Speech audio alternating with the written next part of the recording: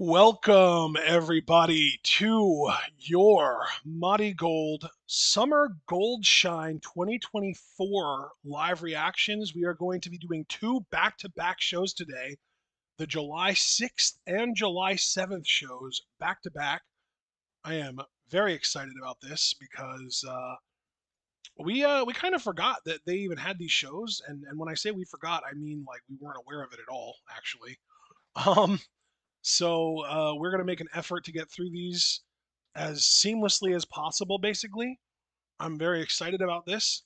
And I don't want to keep stalling, but I'm waiting for my thing to cast. So I kind of have to keep stalling because it's not. Well, that's quite all right. I mean, we got one hell of a card here There we for go. both Now it's Under Gold casting. shows. There we go. Actually, fuck, no, it's not. What the fuck? I'm going to just refresh. Sometimes that works.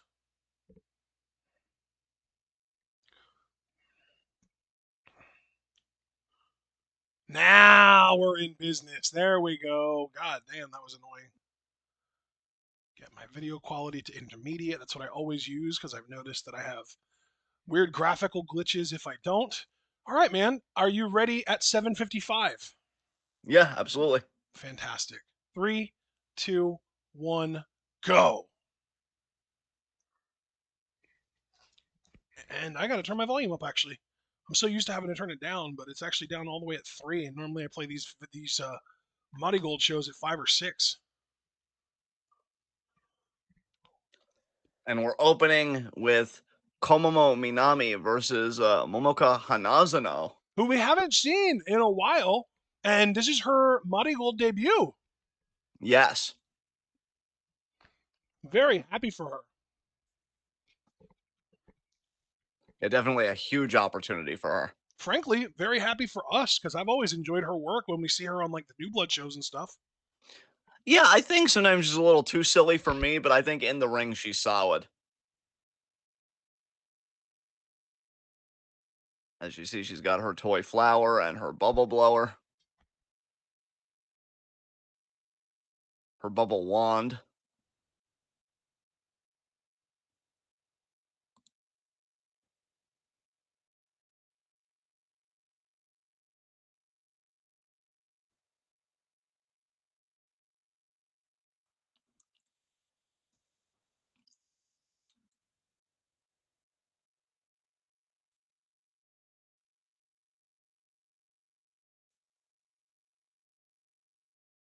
And I think it's probably pretty appropriate to just assume that Komomo Minami is winning this match. Yes. Although I don't know though. I mean, because again, we know Hanazano is Oh, wait, I said the wrong name. I meant Momoka Hanazano. yeah, I was gonna say, Yeah, yeah. no, I just said the wrong name. I'm assuming that Hanazano is winning this match. As much as I do like Komomo Minami as a rookie, like a super rookie almost even, I do think that Hanazano is a lock to win here. Yes.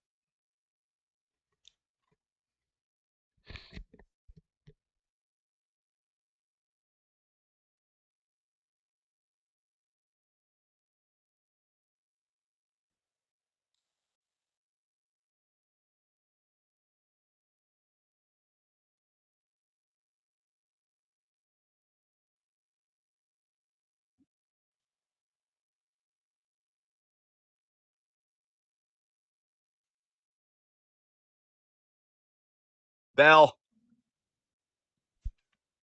Very, very fun match coming here, I expect. Because we know Komomo wrestles more of a high speed style, and Hanazano has literally challenged for Stardom's high speed title before, I believe.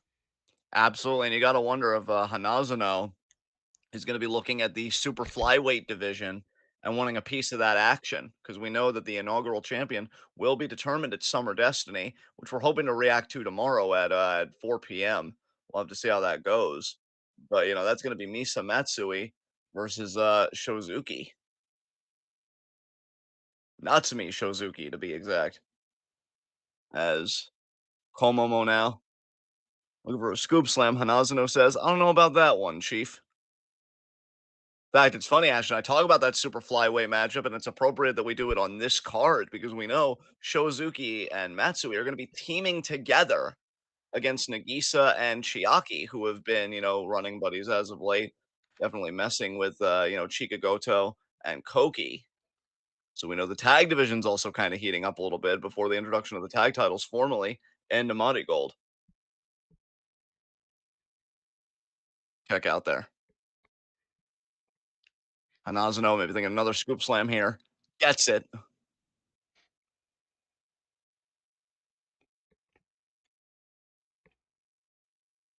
And another scoop slam there.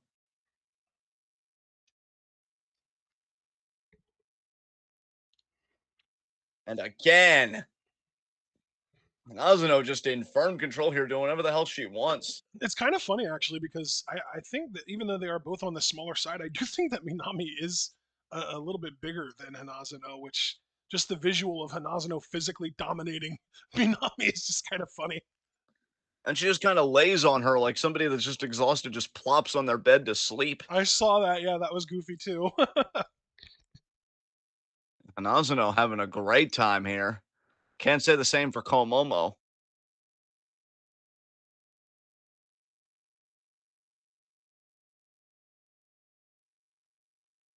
And now distracting the referee. Why does everybody look over in an opposite direction? I swear this made me paranoid because now if somebody's like, John, look over there, I just want to be like, no, don't tell me what to do. I'm not Adam Pierce. I'm not this referee. And you see again the choke with the bubbles, and now I'm just going to blow the bubbles in her face.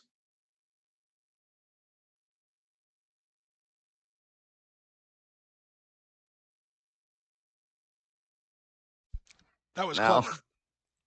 absolutely. The funny thing is, like, you're never gonna win a match with something like that, but that's gotta fuck with your opponent's psyche without a doubt. Oh, absolutely. No question about it. Forearm there. Especially someone like Komomo, who is a rookie, who has got to be thinking like, man, I just can't get a shred of respect in here, no matter how hard I try. No, and that's the problem, right? Because she must feel like she's fighting an uphill battle.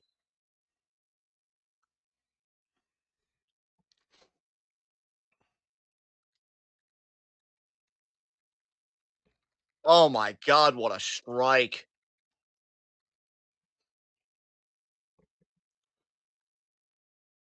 Azuno, again, just feeling so chipper, so giddy.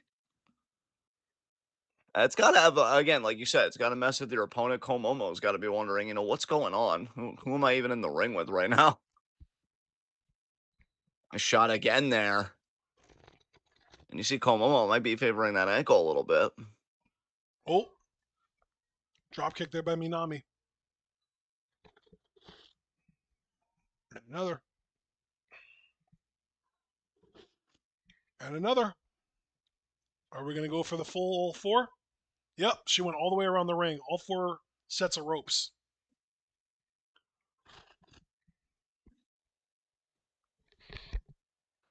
Now Oh, and now Komomo. Komomo gets the scoop slam on Yep, Hanazuno. there it is. Goes into the cover here. I don't really think that's wise, but two, learning experiences and all that. Now goes for the armbar. There you go. Let's see if Komomo can adjust. She can't leverage. Two. Mazin almost got the pin there, but Komomo relents. Able to get the kick out. Oh, I like Komomo though. Stays on the arm. You could see that Hanazuno was trying to get feeling back into it, but Komomo has not relented on this strategy.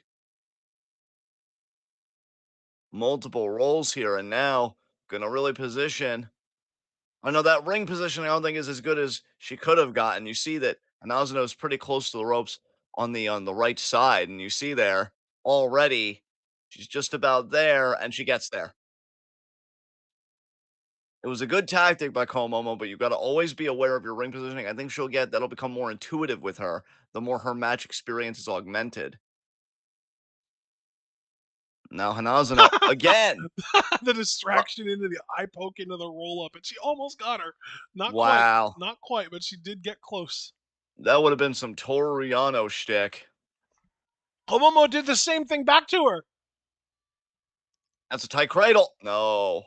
It was tighter. I thought that was actually a better looking cradle than the one that Hanazuno did. Honestly, I would agree with you. Now Komomo here with just a flurry of strikes.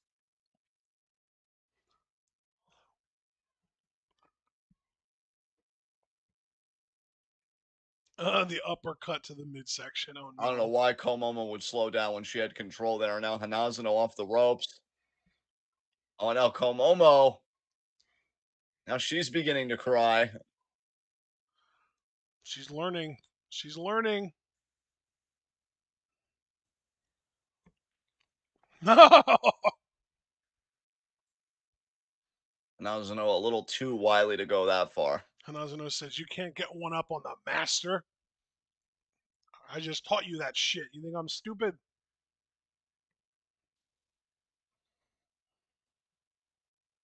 Oh, Komomo evades. Drop kick.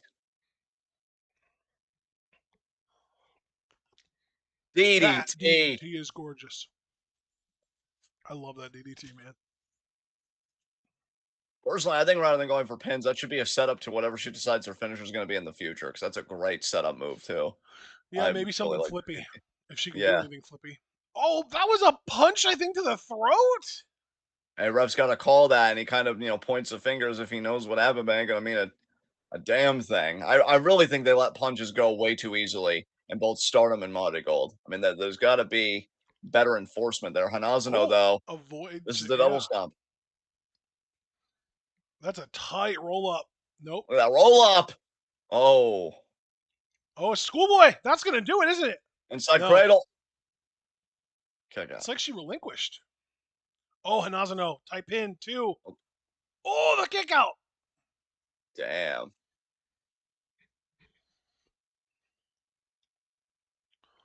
Oh, no. Komomo. Oklahoma. Is that an Oklahoma roll? No, that's I didn't think so. some oh some type of pin. Yeah, I don't know what to call that. It's not an Oklahoma roll, though.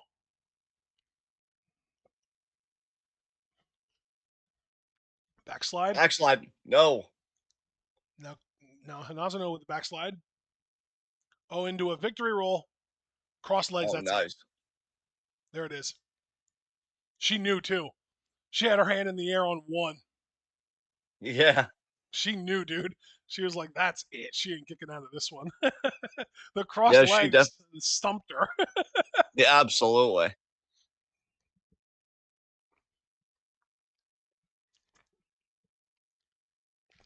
That was funny. Solid little match, though, for sure.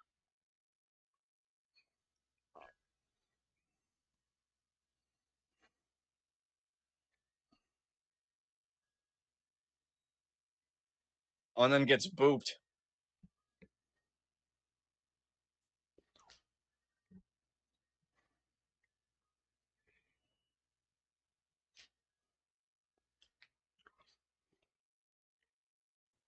Now, here we go. Next match. Victoria Yuzuki versus Zeta Steel. Two very young women here looking to make a name for themselves in Marigold. The real deal, That's Zeta right. Steel. Yeah, 20 years old. And at least as far as I'm concerned, it's very clear. And I think you and I agree on this because I think you were the one that brought it up in the first place. Very clearly inspired by Sasha Banks. Yes. Mercedes Monet. Anyone to inspire future women's wrestlers, as is Bailey over in WWE. How crazy is it to think, though, that when Sasha Banks was killing it in NXT, Zeta Steel was 10 years old? Yeah, really. What the fuck, dude? Time is time fucks with me really bad. That's so weird. As it should. Time was fucking with me earlier today. I saw a sister of a dear friend of mine got married apparently recently, and I had no clue they were even engaged. And I'm like, how old am I? What year is this? What's happening? And the point is, we're old and we're marching towards death. But while we're doing that, we can at least enjoy some quality Joshi wrestling, which we're looking to do here. Yusuke versus Zeta should be, I don't know, this could cook. This could cook.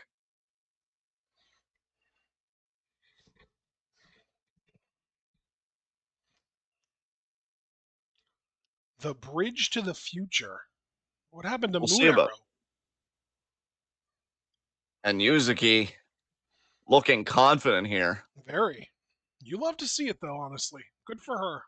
I think the best that that Marigold should hope for with Yuzuki, I think they aspire for her to be similar to what Hanan is currently become like in Stardom. Just that person Yeah. that you could tell They're, like, in their bed. They're not quite the future yet. They're not quite in that top spot yet, but they've got that momentum, or at least they did. I mean, I know we even said on the last Stardom show, it seems like it's cooled down a bit, Big but time for hopefully, Hanan, yeah. yeah, hopefully Hanan heats back up. But I think Yusuke very similar in that Hanan mold, where I think when she starts winning and she starts getting in the bigger angles, it's really gonna be off to the races. And I'll just be curious what the differences will be when that time comes. As you see Yusuke wanting to hydrate real quick. I have no idea what the conditions are like in that arena. I don't know how cool it is or what, but I know it's sweltering here. Oh, is it Referee really, checking really his hot knee. where you are right now? Yeah, I'm feeling quite sweaty personally. Oh, damn. I was gonna say it's actually cool enough here today that we have the windows open and the Oh, like nice. central air off and everything. It's actually kind of nice. Yeah, I'm over summer. Summer sucks. I agree. It's the worst between the intense heat and the bugs. They can all fuck off. But while summer can fuck off, summer destiny we're both anticipating. I mean, talk about a stack card and now knowing, partner, that Julia, oh wait, Bell, Bell, now knowing that immediate Julia roll is up not attempt only there by cleared, Yuzuki. yes. Yes, Oh, Julia is cleared and that it's a world title match now. yeah, I mean that's huge. I'm doing a pin exchange.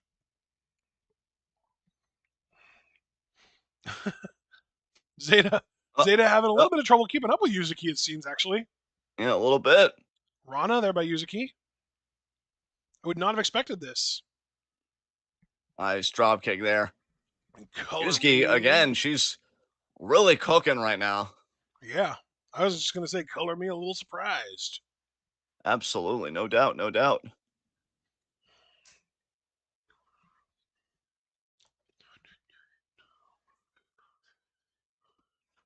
Oh, and Zeta, what a kick there.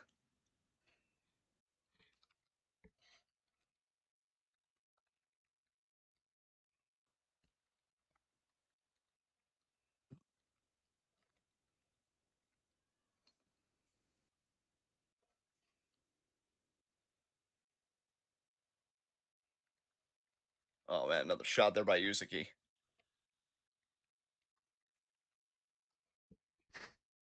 Another big forearm there. Oh, Zeta caught the kick. Code breaker. Oh my Damn. god. You Well, if can that just doesn't shift tell. the tone of the match, You can just tell Zeta grew up watching WWE and NXT. yes.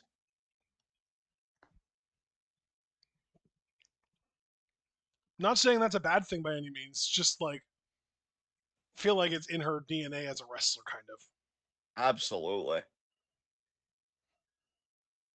Well, I mean, Zeta Steele's coming into the business at a great time. I mean, she's coming in the business on the younger side, certainly, But where yeah, we know that women's wrestling is a draw. Women's wrestling, I think, is making more money than it ever has in the business. I mean, You dude, know, here's you, the thing. You say on the younger side, this is her second year already. She started in August of 2022. She is going on her second year anniversary in just shy of a month already. And yeah. she's this is her 95th match in pro wrestling. And who knows what the state of women's wrestling will be by the time that Zeta's in her, her sixth or seventh year in the business. I I mean, mean, by it then she'll be probably like NXT Women's Champion, honestly, possibly. or I mean, who NXT knows what the North future holds? American Women's Champion at least. Yeah, absolutely. I mean, again, it's I never thought I'd say this, unironically, but I think if you were a woman and you were like, "Hey, I want to give this pro wrestling thing a try," this might be the best time for you, to say that and have that aspiration. Um, because I mean, hell, even with AEW, and AEW's got problems with their women's division for sure, but even they're starting to cook seemingly with Mariah and Tony Storm. I really like that angle that Dude, they did on yes. Dynamite, It's which interesting though because literally within the last like month or two, I did see an article saying that like the WWE Women's Revolution is dead, and I was a little confused by it. I never actually read it. I should have, but that was the headline. So yeah, I'm kind of it's kind of interesting that we're talking about that right now. yeah, absolutely, man. I find that perplexing as well that people would proclaim the death of it when I still think they're cooking on a lot of cylinders. And yeah, I just you really got to wonder what the future holds. And when you look at a Zeta Steel, who I think again we both noted emphatically, she took her inspiration from Sasha. She took her inspiration from that era of NXT. and I have no doubt that she'll want to be there one day herself. And again, you've got the Women's North American Championship. You've got amazing acts like even more character driven acts like Tatum Paxley, Kalani Jordan, Sol Ruka, who I think has made a lot of converts after Heat Wave. And then you look at the Joshi scene to bring us all full circle. Stardom, I've had, my suspicions. We've kind of aired out Stardom recently on an in review. But it's still cooking. When it flexes hard. And I'm very excited, what acts like Osmi and Kid are going to do in the future. And then Marigold, I mean, Summer Destiny is imminent. It's going down tonight. And I think that's going to be absolutely insane. I can't believe on that show we're getting Julia versus Sari for the first ever world champion, and then Utami versus Io Sky. That's nuts to me. I mean, yeah, dude, those two matches alone would have been enough to sell the show. But top that with Miku Mirai again on the undercard, and then the winner of that versus Bozilla for the white belt, and Misa versus Natsumi for the high speed belt, Exactly. for the Which, super to put it in flyweight belt. Marigold terms, would be the Super Flyweight Championship and then the United National Championship, respectively. I mean, the United National Championship, we can still call that the white belt. It is a white belt.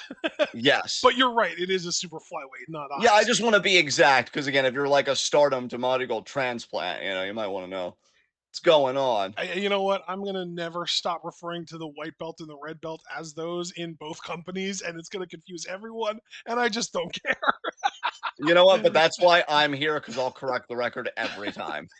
As Yuzuki stretching Zeta here.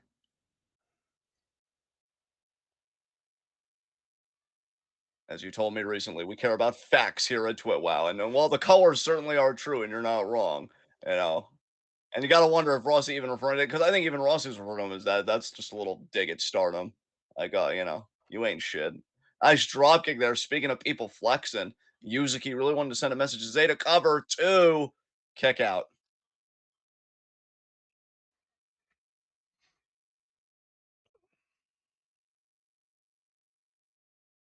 No. You know what's kind of Nick. awesome, actually? What's that? Stardom was generous enough to give us an incredibly easy skip on that pay per view as well. Yes. Oh, that was a really cool flipping pin. Oh, with a kick out by Yuzuki.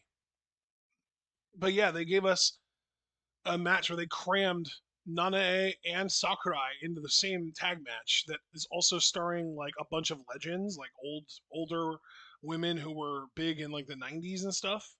Yeah. And yeah, that's just an easy skip for us. Yeah, absolutely. Oh my Kick there. goodness. Nice Northern Lights there. Kick out by Zeta. Zeta pivoting just right to get her shoulder off the canvas. Yuzuki, though, wanting to press her advantage. Yeah, Yuzuki going kind of hard right now. Absolutely. Kick there by Zeta. What a flatliner. Yes. Into a crossface. Can we call it the bank statement? Can we call it the bank statement? Yeah. Oh, man. I feel like if Zeta heard that, she would like blush. Probably.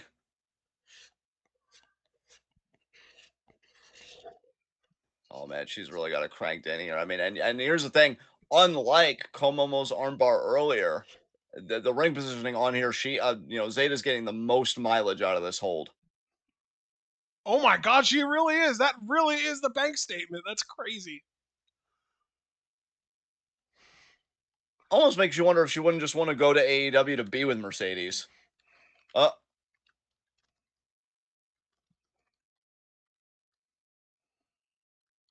oh, Yusuke looking for the pin. She got it. That's it. Wow, she caught her. I'll be damned. I'll tell you, that happened quicker than a hiccup because Zeta just had that crossface on Yuzuki. And then, like that, Yuzuki switches it into her pin, that crucifix. Wow. Great win for Yuzuki. I think she needed that to really get on track.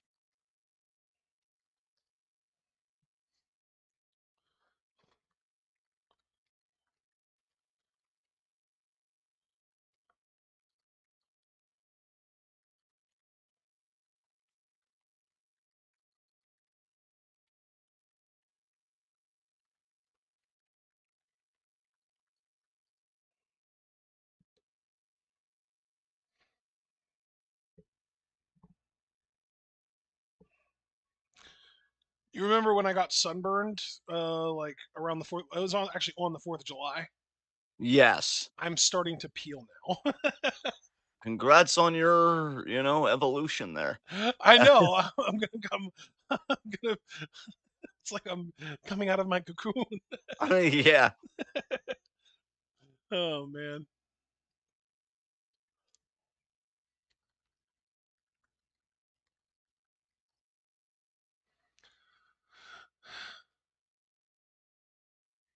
what is this match now? Let me pull it up and look real This quick. is going to be our strange bedfellows tag match, at least on one side of it, because Shozuki and Matsui are teaming up against Nagisa and Chiaki. I mean, dude, Shozuki and Matsui have been consistently tagging since literally they were tag partners on the first show. I only say that because we know that they're going to be facing each other for the Super Flyweight Championship. So, it's, Yeah, they are going to be yeah. facing each other, but they were tag partners long before that they were rivals or opponents. Well, I'll tell you, a championship can change a complexion of something. So we'll have to Yeah, see. you're 100% right about that. And I like that we're getting this team specifically because they have been having each other's backs, like cheating on each other's behalves in their matches. Yes, yes, they So have. it's not only am I happy to see them officially teaming, but I'm also a little bit relieved that we're not going to get either of them cheating for each other in other matches. Yes.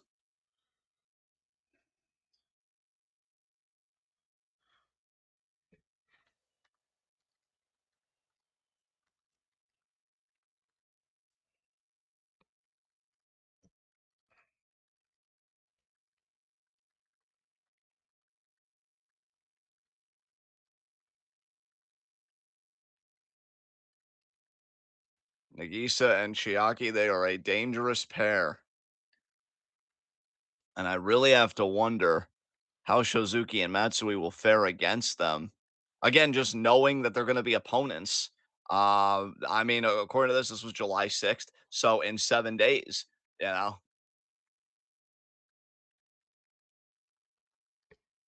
But then you also have to look to the future. I mean, we know the tag titles are going to be a part of MARIGOLD.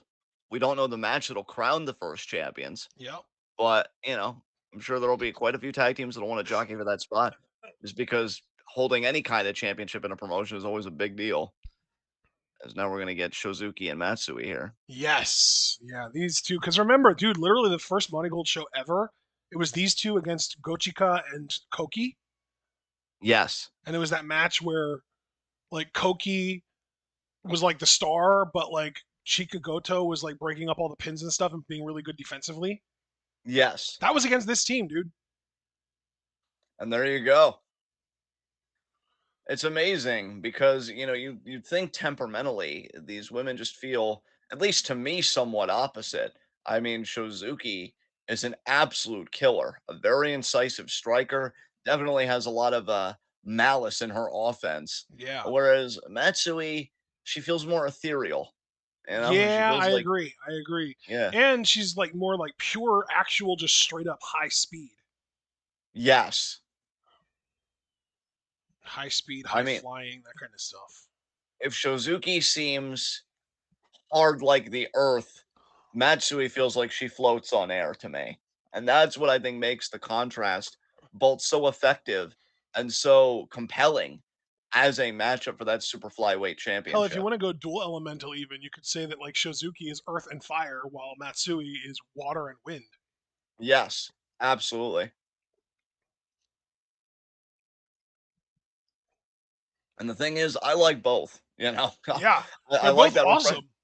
Yeah, I mean, I like that refreshing glass of water, and while I don't drink formally, it's like Shozuki's just that shot of whiskey right in the fucking mouth. Like it's gonna be quite a clash at Summer Destiny for that super flyweight title, especially if Shozuki wins the title, because what a tone that sets for that division. You think high flying, you think all this stuff, and here Shozuki is just a striking technician. Oh, And, oh, double spear there. Bell. I feel like Chiaki, if we're using like Pokemon types, Chiaki's like a normal type, but then like Nagisa's like an electric type. Yes. Nagisa's like electric poison. Tell you, Nagisa, I have a very high opinion of Nagisa. I think she has an amazing look. I think in the ring she's solid. I personally, it's a shame that she drew the short straw in facing Bozilla in the United National Tournament because, that is somebody that I could see being a United National Champion in this company. At the end of the As day, everyone in that tournament drew the short straw of having to face her eventually, except for whoever loses between Miku and Mirai, because if the yeah, winner of that match is really a loser anyway, because they get to face Bozilla in the finals.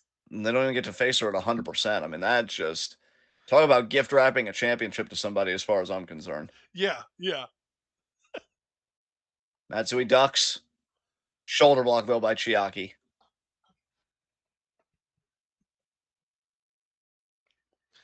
Oh, I love that double team.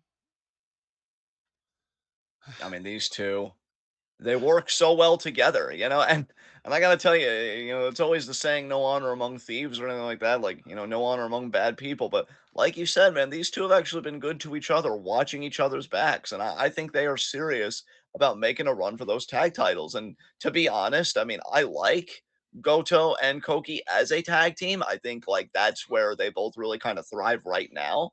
But I wouldn't have any qualms if Chiaki, who I also think is her best in this tag team, and Nagisa, who I just really like in general, she's my favorite by far, Yeah. bested them for the tag titles. I don't mind at least one of your inaugural champions being a heel, just to be like, ha, you didn't get everything you wanted. Fuck you. Just not your top. Well, no, actually, it probably is going to be Sunny. I'm actually betting on Sunny to win the world title tomorrow. I mean, look, Monty Gold, say less. I mean, I didn't know that you made this promotion specifically for my face. I mean, the hopelessness, the despair, the I, villainy running amok. I mean, I'm dude, already so hard, Monty here's Gold. the Let's go. thing. Here's the thing. It's funny that you say it's okay for one of your initial champions to be a heel. I kind of expect most of them to be. I think Sunny and Bozilla are both locks and they're both heels. Like God, and then that championship roster is like, "Hey, you know what sucks about being heels? What? Nothing." And then they laugh together and leave. nothing. Fuck you. Yeah. What a Oh no, perfect Misa. Oh. what See, a but this is perfect legal though. Like they're quote yeah, unquote cheating if it was be a singles match, but it's just good tag team work in this match. absolutely. And if I'm I if think I'm that these Koki, two are going to be the biggest obstacle standing in the way of Koki and Chikagoto winning the initial tag titles. yeah, I agree with you completely.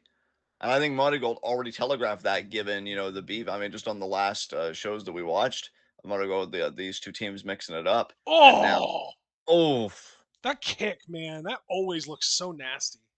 and I mean, look, just because I'm a sociopath, it really does come to mind that, if you're Misa and you're so yeah, get it together. If Just you're Misa, because.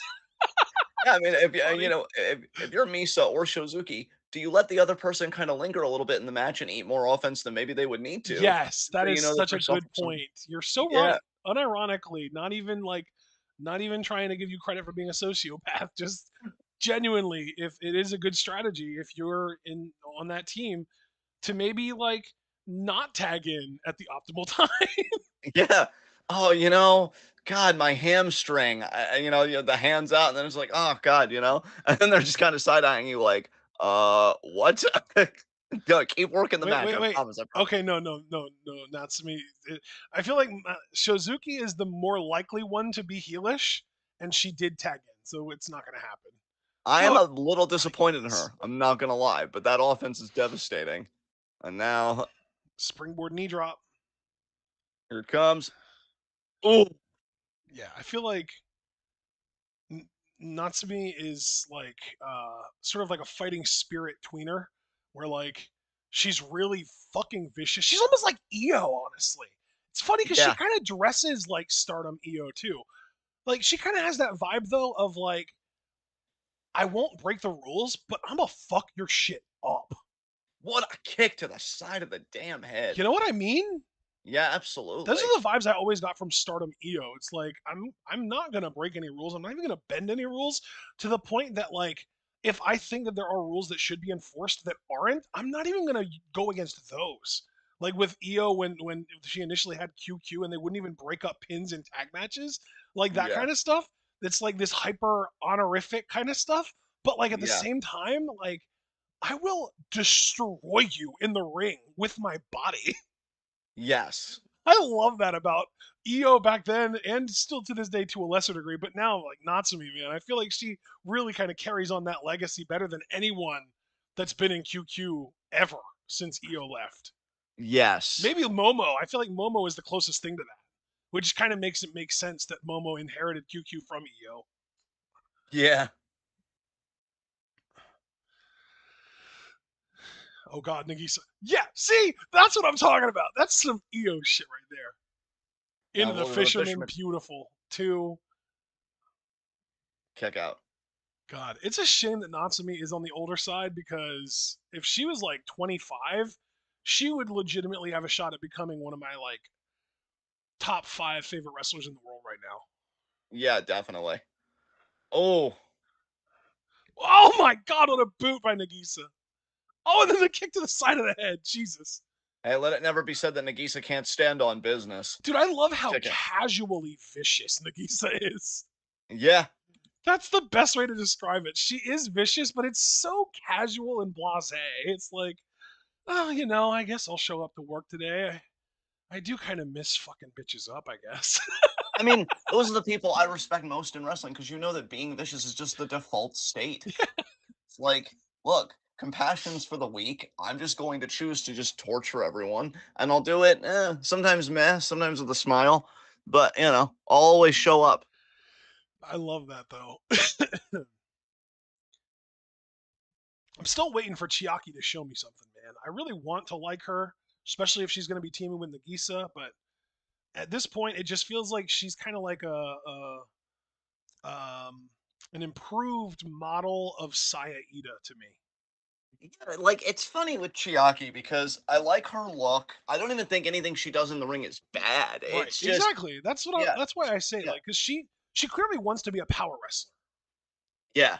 but like she is on the smaller side, but she's not like Saya Ida small, which is why I said like improved Saya Ida, like Saya Ida without the glaring flaw that she's 4'9".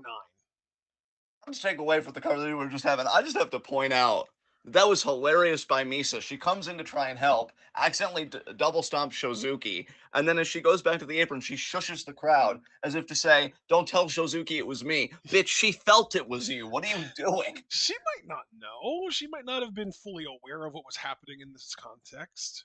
Well, Misa knows, and she didn't seem too urgent to try and fix it. Again, going back to my point, being a sociopath, of, maybe just let the other person take a little bit of punishment. Maybe I'll accidentally kick them in the face. It only helps my prospects to become the super flyweight champion. Yep. You're right. You're 100% right. It's funny. You keep calling this sociopath stuff, but in my mind, it's just well written stuff. Like if pro wrestling was as well written as like prestige television, that kind of stuff would 100% happen. Yeah, if I'm Shozuki, I'm slapping Misa in the face for the tag. But, Oh, she stole the tag. what is me? It's funny that Misa's almost being more aggressive than Shozuki, like in that way. I mean, I know we said that Shozuki's kind of pigeonholed as the heel, and now look at Misa again here. She threw. Wow, I love it. I'm loving that we're getting a little bit of an edge from Misa. It's great. nice knee there. Crossbody.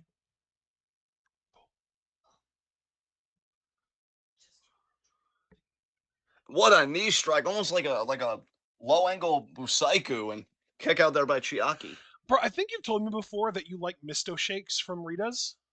Yeah, it's been years, but yeah, I like them. Yeah. Dude, my mom got a large root beer misto shake today, and she is dying currently because she drank the whole thing on the drive home.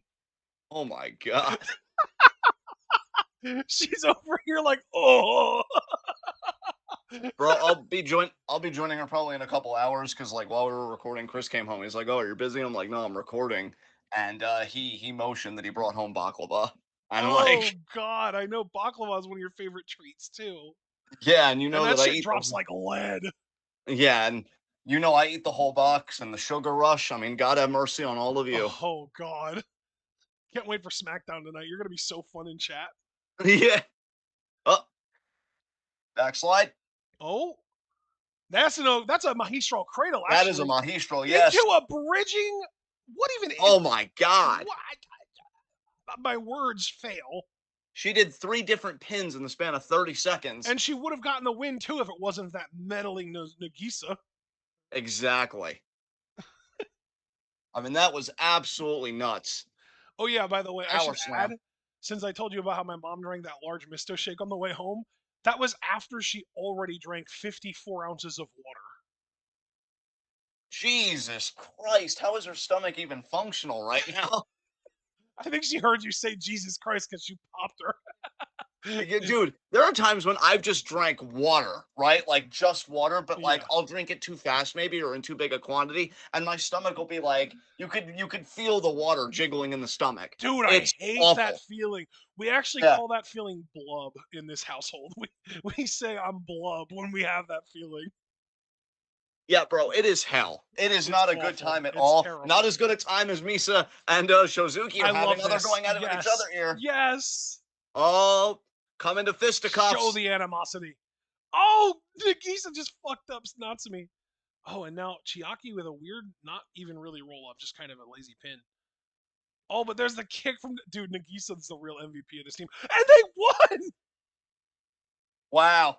You saw the dude. breakdown between Matsui and I'm Shozuki, telling you right and the team now, paid for it right there. Nagisa and Chiaki versus Goto, Chika, and Koki Amare is going to be the finals of whatever tag tournament they end up doing. 1000%.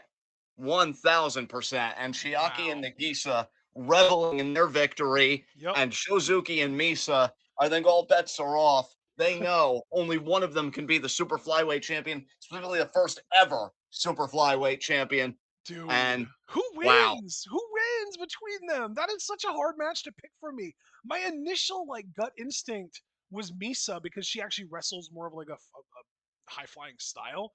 But Natsumi's such a badass. I love her. I have a sneaking feeling Natsumi's going to take it, man, but I really couldn't tell you. I really think it's up in the air. I think both these women have a legitimate claim to it, and I think after this tag match, they're ready to kill each other. As we got here, Chiaki going to rub it in and talk about her and Nagisa's win here. What a tag match!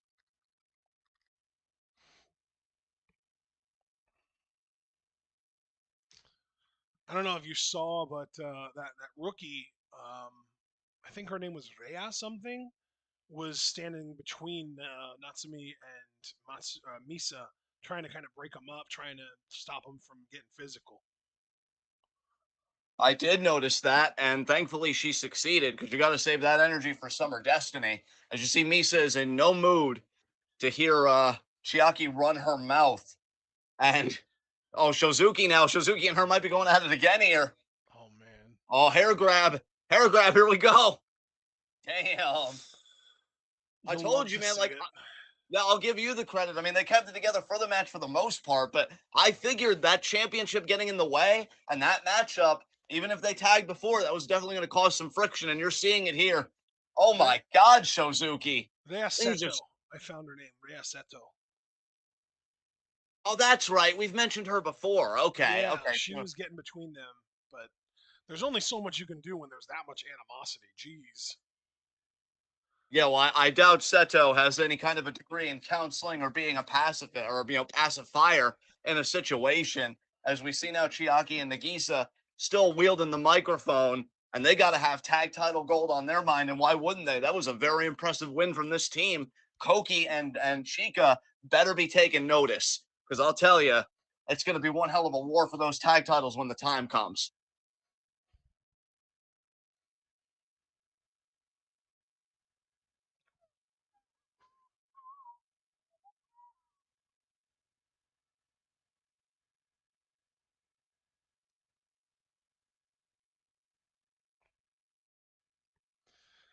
All right. I do believe our next match is the one we skip, right? That should be correct. Yes. Yes. And I do have the timestamp in our description, so it is 1:10:20. So we can just skip straight to 1:10:20 and we're good to go. And I'm ready. As am I. You can count us down. Three, two, one, go. Now, it looks like, unfortunately, Sakurai found her way into this main event match. But other than her, it is absolutely loaded because she is teaming with Mirai and Utami to take on the Actress Girls team, actually, all former Actress Girls women, of Miku Aono, Koki Amare, and Chika Goto.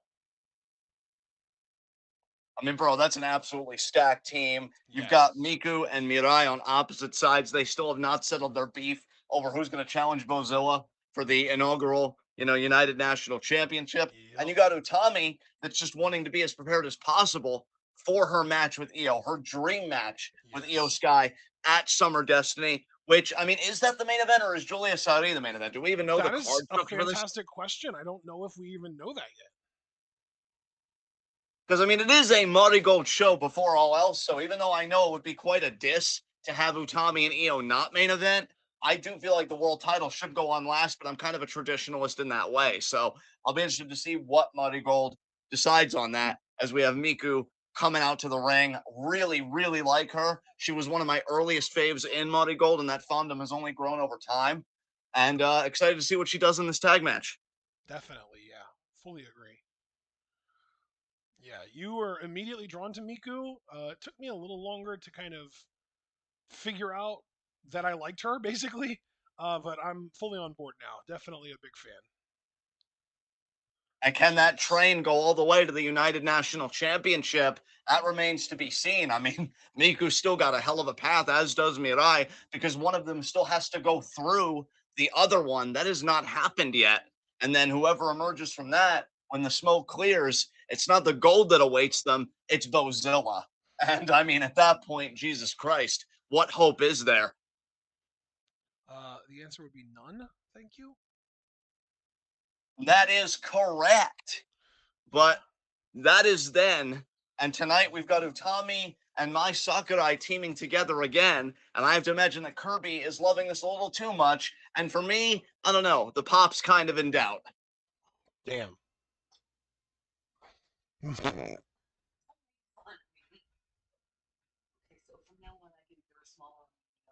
I don't know if they have mediums.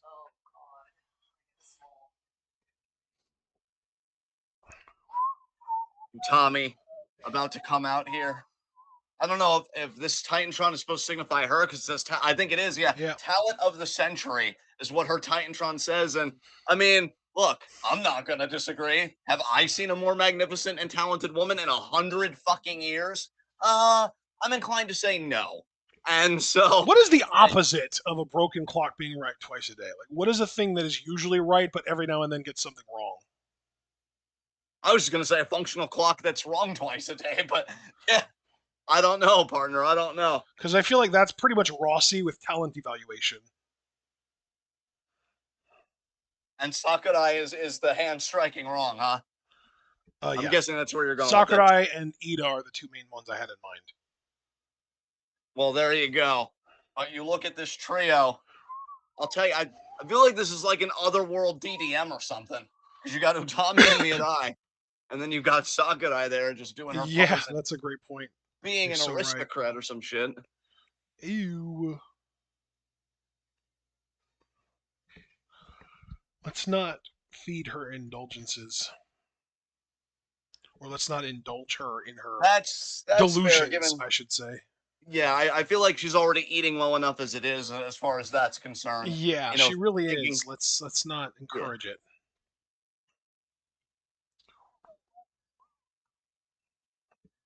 Blue corner, Chica, go Chica.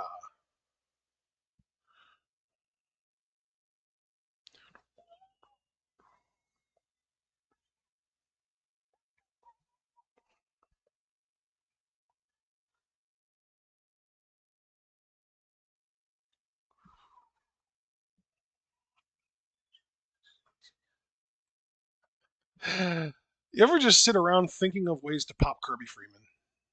yes. Same. Yes, I absolutely do because he is precious and the universe needs to protect him at all costs. Yeah. As now we're going to get Miku introduced, somebody else that the universe should protect at all costs. What a talented Joshi wrestler she is. And we have to wonder, is her time going to be sooner rather than later come Summer Destiny to call herself a champion?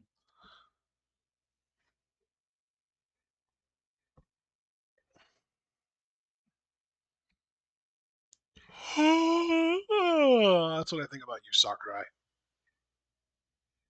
damn, a scathing review to say the least. Scathing and yet so incredibly accurate. Meanwhile, you got Mirai, who I'll tell you, I've been so proud of Mirai and how she's put her best foot forward since coming to Marigold, really wanting to be the ace, to exemplify what being an ace is about. She's got a whole new energy about her. Will it be enough to take her all the way to Bozilla and potentially the United National title? And that remains to be seen, as now we've got the woman of the hour, every goddamn hour, Utami Hayashishita. God damn right. Put some stank on it. And I'll tell you, Utami is going to be in for the fight of her life, the fight of her dreams. Literally, she has been thinking about this ever since she became a wrestler. It's her versus Io Sky at Summer Destiny. And you have to imagine between that and Julia versus Saudi for the world title, if Utami gets past Io, she's going to be looking at one of those women and saying, I've got fucking next. And I'll be damned if anybody's going to deny her that opportunity. As referee now seeing if anybody wants to show respect, it seems like not. And we are getting ready here for our main event 6-woman tag. Yay!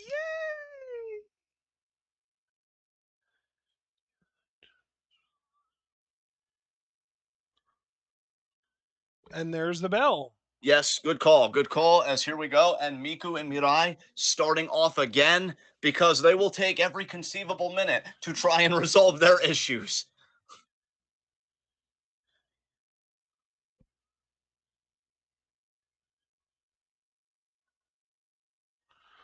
Mariah May posted something on Threads. I have to Ooh, see it. saucy. Oh my god, it's the photo of herself with the Owen Foundation Tournament cup and title. And she has Tony Storm's blood on her face. Perfection. Absolute perfection, just like she is. As you see Oh, now, Miku has got the side headlock here what on a Mirai, grounded. perfect person she is. Truly, Indubitably, my friend, undeniably. truly. As Mirai now's got the hammer lock. Miku gonna try and escape from the ground. You see there, she does. Gets the side headlock back in. I love how technically sound both women are. That's what's made their matches really compelling. I just wish that we could decide a winner. As now, Miku gonna try and go for the leg. She does. She gets the takedown. As now they're gonna jockey for Oh, position baby, here. here we go. Miku, yeah, Miku's got the front mount. Maybe looking for the front face lock. She almost got it. These Mirai two able about to to scramble cook. out. Yes, absolutely. Front face lock there by Mirai, meanwhile. Miku standing switch.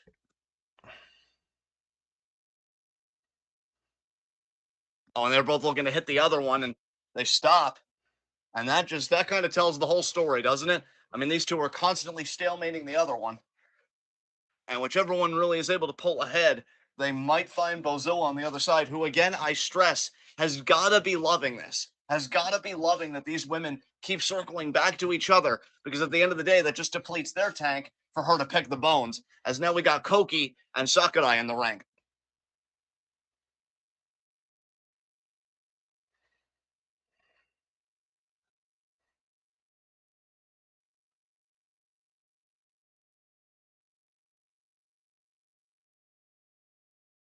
Koki has so many physical gifts. She has such promise in this business.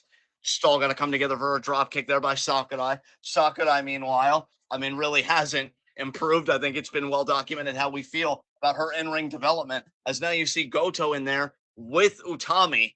This is quite a power matchup, but I got to give Utami the edge here. Not even from just pure raw power, but just from experience, from big match experience. As Chica now going to try and take another run at shoulder blocking Utami. She does. Utami, nice smirk there. And now forearms here. Utami thinking, wow, I didn't expect to be tickled on the road to Summer Destiny, but here we are. Irish whip. Shoulder block there by Utami with ease, takes Chica down. And that's the confidence Utami's going to need against Io Sky.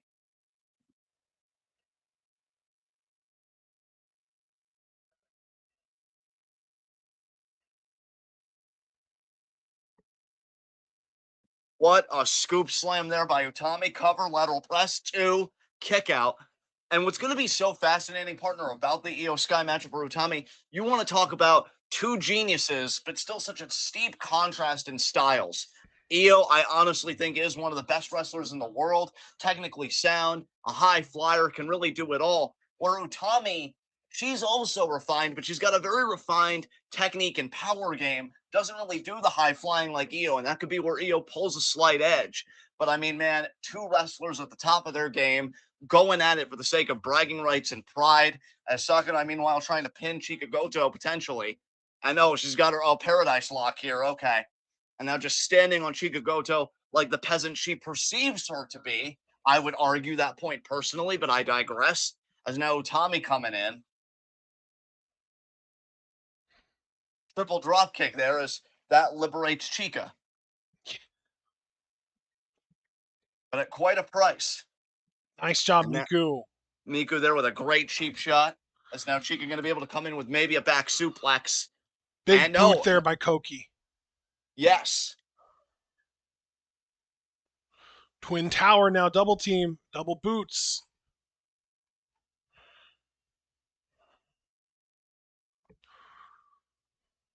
Kick out there. Kick there. Tag. Miku. Gonna come in. Nice kick there to Sakurai. Another kick there. And again, I say with these tag matches, you want to be careful how much you work in a match when you've got bigger matches on the horizon. And Miku and Mirai have one of the bigger matches on the Summer Destiny card. Nice boot there by Koki, meanwhile. Koki looking to prove herself. I think she's got such an exciting future, but right now she's focused on really building this tag team with Chika Goto. And now Miku rolls Sakurai Nice out of the corner. PK. That looked Nice hard. kick to the back. See, that's the kind of stuff that I think I didn't really get about Miku. Like when we first saw her and she did like the Styles Clash and stuff, I really only thought of her as a technician, but we found out through her series of matches with Mirai that she is a powerhouse in her own right. Yes. The And a power hell of game a is really striker yeah. too.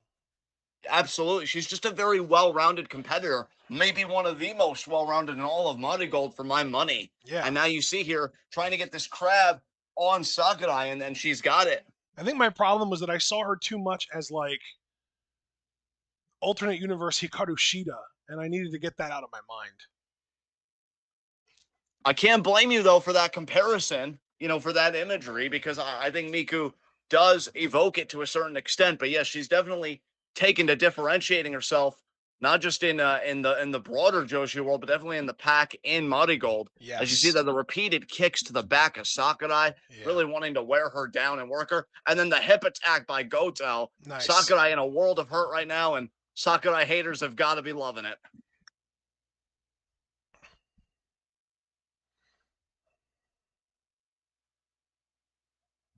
What a hard forearm by Miku that was. God damn. Good. Punish her. God damn it. That knee looked like shit, Sakurai. Get better. She never will. Yeah, honestly, just makes me think of that jumping, exploding knee that Braun did to Sammy, and I'm like, that was so much better than that was. It looked so much more real, too, yeah. Utami with a nice sidewalk slam there. And a sliding lariat. Pin. Nicely done there. Kick out.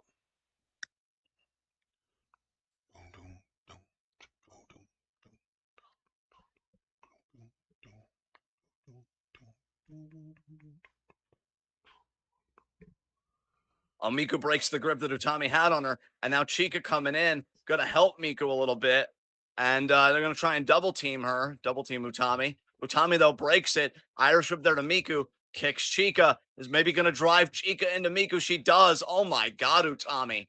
Utami is on one right now, and she picked a great time to be, because, again, with Io waiting in the wing, she's got to be on her A game. Nice elbow there by Utami, off the ropes.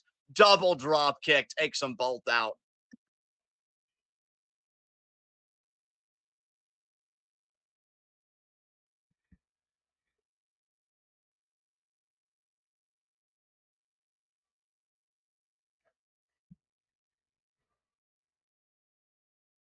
Utami caught the leg. No. Miku sidesteps. Nice shoot kick by Miku. Cover. 2. Kick out. I'm telling you, man, that's a one-on-one matchup. Miku versus Utami for any title or any reason that I will be salivating to see in a Marigold ring in the future.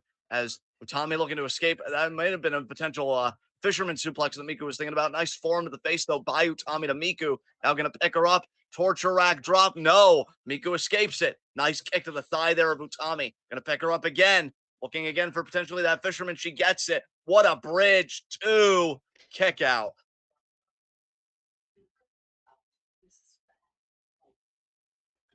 Nice tag to Koki, and you're looking at the future versus the present here. Koki, what a boot to Utami there. Again, Yes. Koki saying that Utami was a big inspiration for her. And now Splash, they've even tagged together once or twice. I So I think know how to be a Utami is a big fan of Koki as a partner too. I think they had success. I think they're actually undefeated as a team. yes. There's definitely a lot of mutual respect between these two women, but that goes out the window in a contest like this.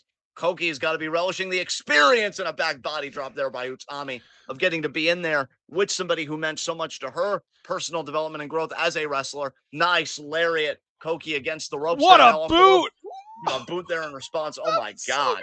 good. That was a great boot. And And a that's how Koki, cutter. what a Koki cutter cutter, that baby. was. Koki cutter. That had some early RKO energy to it as kick out there by Dude, it's Utami. funny that you say RKO because I was thinking like DDP Diamond Cutter type shit. Yeah. The Yeah, way that she had absolutely. her in like the headlock at first and then kind of pulled her into the cutter, I feel like that's so DDP. Could be a dominator here. Utami slipped out. Waist lock, Waist lock. Jockey for back position. elbow, Elbow. 3. Swing, wild swing there. Utami ducked easily. Utami now got her up into a torture This is rack, going to be a drop. torture rack bomb. Or no, just a drop. Just a drop. But either way, Utami creates that separation. I like that. This makes me also want a Koki Utami one-on-one matchup. That was great. Tag there to Mirai. Mirai now in. Once Utami saves MARIGOLD from the reign of terror that Sodi is about to go on, she'll eventually get a title defense against Koki, I bet. I think by that point, yeah, Koki will be ready to definitely want to spread her wings Yeah, give and it see like what a she can year do and in a singles. half, maybe 2 years, and we'll be there. I'll tell you, man, as an Utami fan, I'm going to cry because it'll have been so long since Utami's held any kind of world title gold. Oh And I'll be my like, yes, god, that another pump huge boot. kick! That was a pump kick, bro. That was like a Sheamus Brogue kick. That was sick. Chica now in. And let's see what Chica could do here. I think she's thinking giant swing. Mirai, Mirai is she knows. so urgent. Yeah. Great presence of mind, though, from Mirai, and that's hard to have when you get your face kicked off. It But is. Chica there, still adamant about wanting this swing, still trying to negotiate it. Mirai, though, with the free leg, kicks her right in the face, and not only takes her down, was able to trap her arm. Look at Mirai, how she turned the situation around to her benefit. Amazing. Wow. That is quintessentially being a veteran for you right there. Yes. Unbelievable.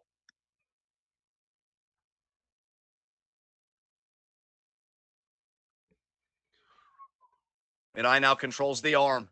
And oh, what an elbow. Jesus. And then kicking that same arm. I mean, you want to talk about taking somebody's power away. Good Lord. And now Mirai going to go to the corner here. Chica's quite a way away, but Mirai's just going to pose. That's how much Mirai is feeling it right now. She could turn her back to Chica at her own peril, though, because she just got the club there, the clubbing blood. And now, and Miku, what a boot to the face of Mirai. And now this sets Mirai up in position for the swing. Amazing tag team work by those two.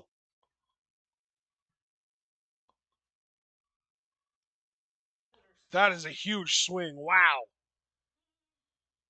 Fantastic. Wow. Chica Goto, all power, getting it done. And this crowd appreciating it.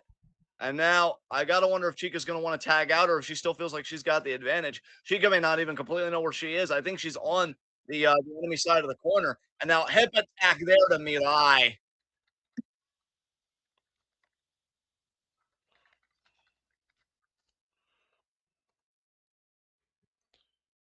It's gonna be a gut. No, I thought it was gonna be a gut wrench. What a power slam release that was. 2. Oh, and my Sakurai breaking it up. Got to give credit to my words too. That was apt defense because I don't know if I was kicking out of that. She seemed out after that hip attack earlier, and now Miku and Koki gonna try and double team Utami. Utami ducks. Oh, Koki got Koki sent into into. Miku. Oh man.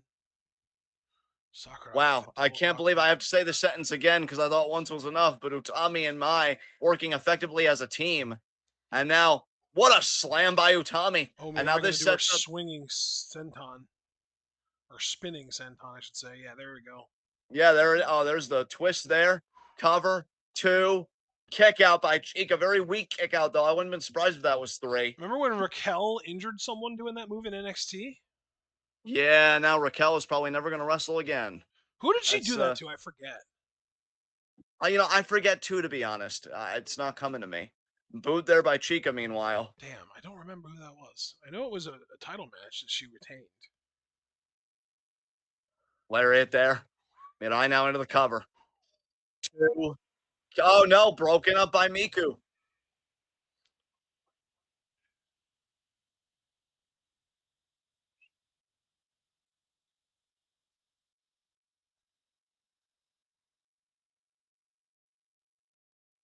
Back and forth these two women go. Both of them looking to surpass the other on the road to the United National title. Ripcord lariat there by Miku, meanwhile.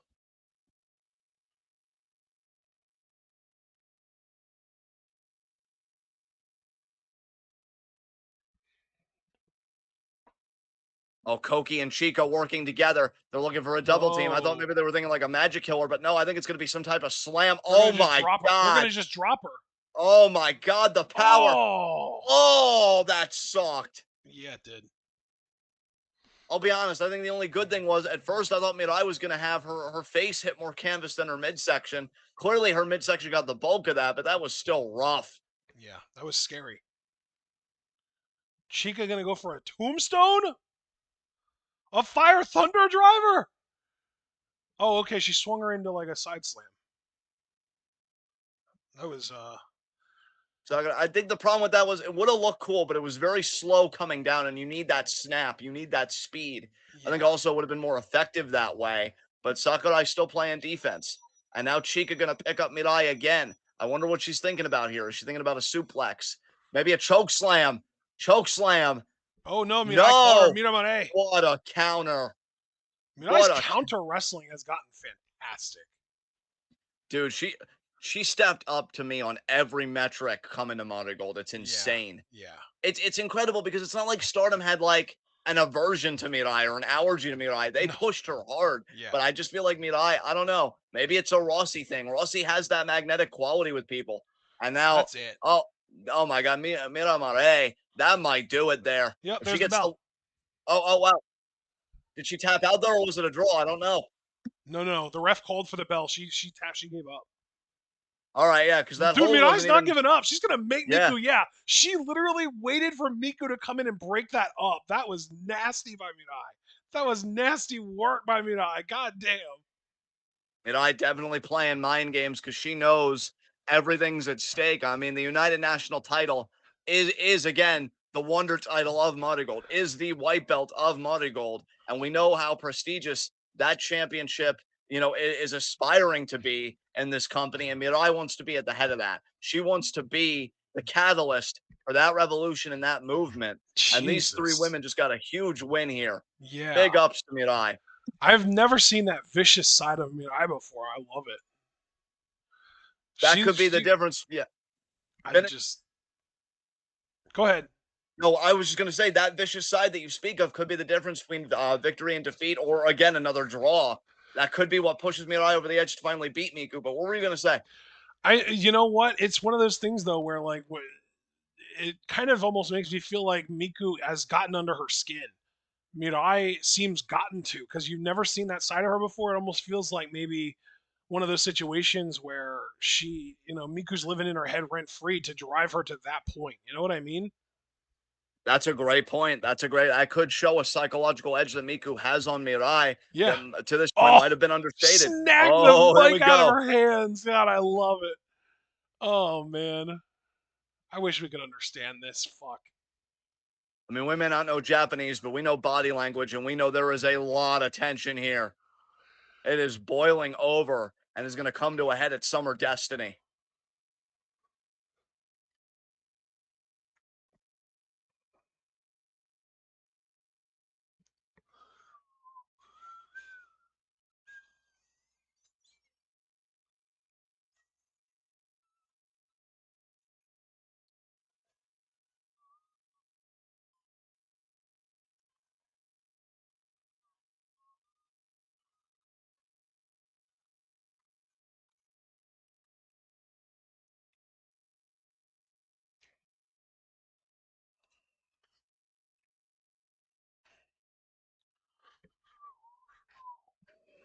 Do we want to just get to the next show, man? I personally would, yeah, for sure. Yeah. All right. Let's do that. Let's get into it.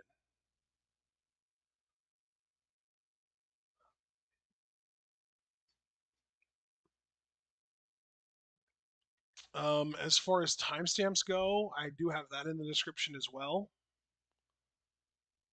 Our starting timestamp for this is going to be 6:30. I am there and I am ready whenever you are, partner. Perfect. Three, wait, three, two, one, go.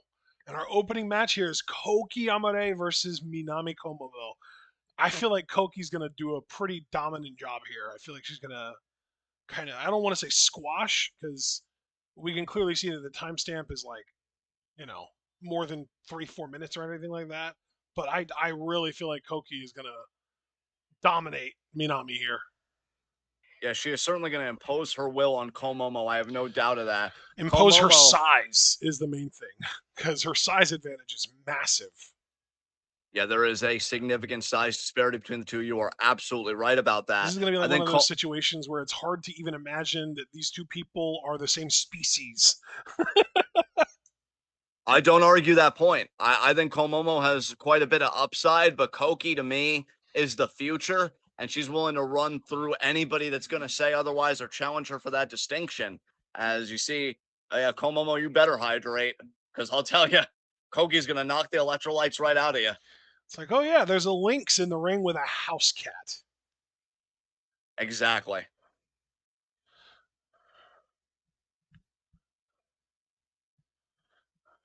And here she comes. I do believe she's. No, she's not. Well, it's hard to. She's not undefeated anymore because of the last match that we just saw. Because she was on the Chikagoto team that lost. But I think that was Yes. her first loss in Marigold.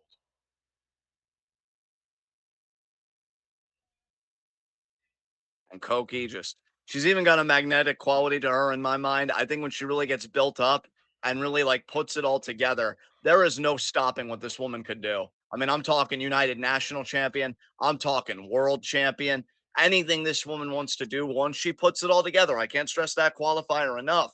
I think it's hers. I really do. I think she's gonna Yeah, run the goddamn table. yeah, And I think everybody better get ready for what's coming because it's the Koki Revolution and it will be televised as you I see the referee now checking her over. I want to see more personality from her. I want to see more consistent strength because I know that she's struggled with a few feats of strength that she's tried to do in the past, and I want to see her tighten up the Bell, technique. And good call on the yes, bell. yes. But yeah, and As then you the see, third thing was I want to see her tighten up the techniques. Yeah, that's those are the three big things I want to see from her.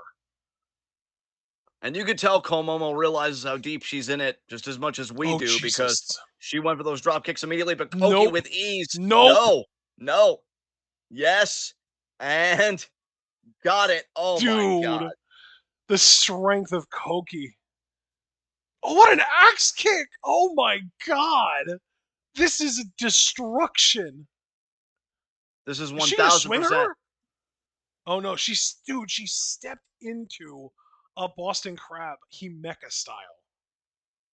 This is 1000% a Koki exhibition, in case anybody was confused, because she, again, is about to just impose her will on this whole situation.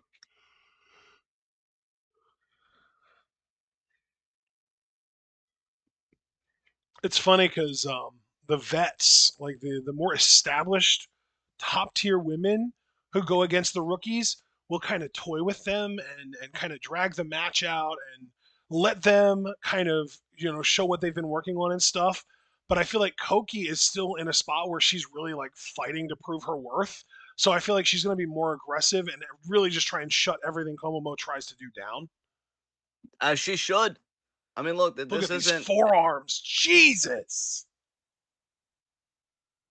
Oh my God. Look, nobody ever said pro wrestling was, a subsidiary of the goddamn Get Along gang. This is a cutthroat business, man. You got to dominate. And Koki, I don't think she has a problem with Komomo. How could she? But she knows, hey, in this moment, right here, right now, you're in my way.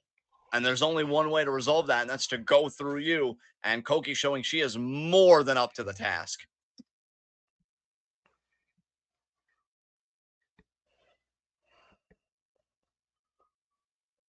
These drop kicks having no effect on Koki whatsoever.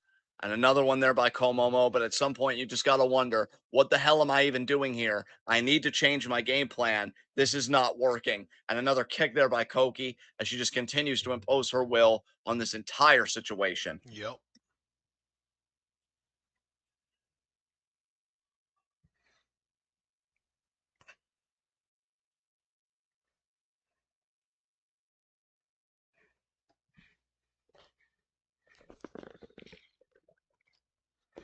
Nice side headlock takeover there by Minami.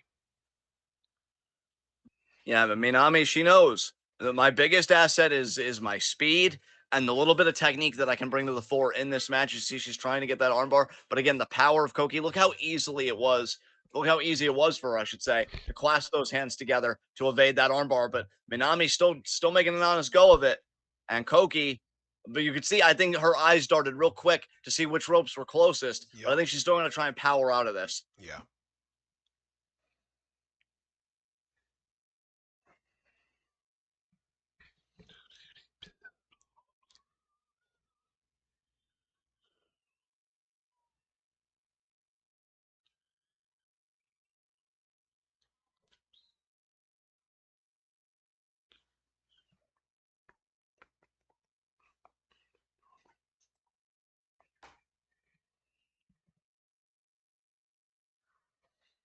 Nice forearm there by Minami.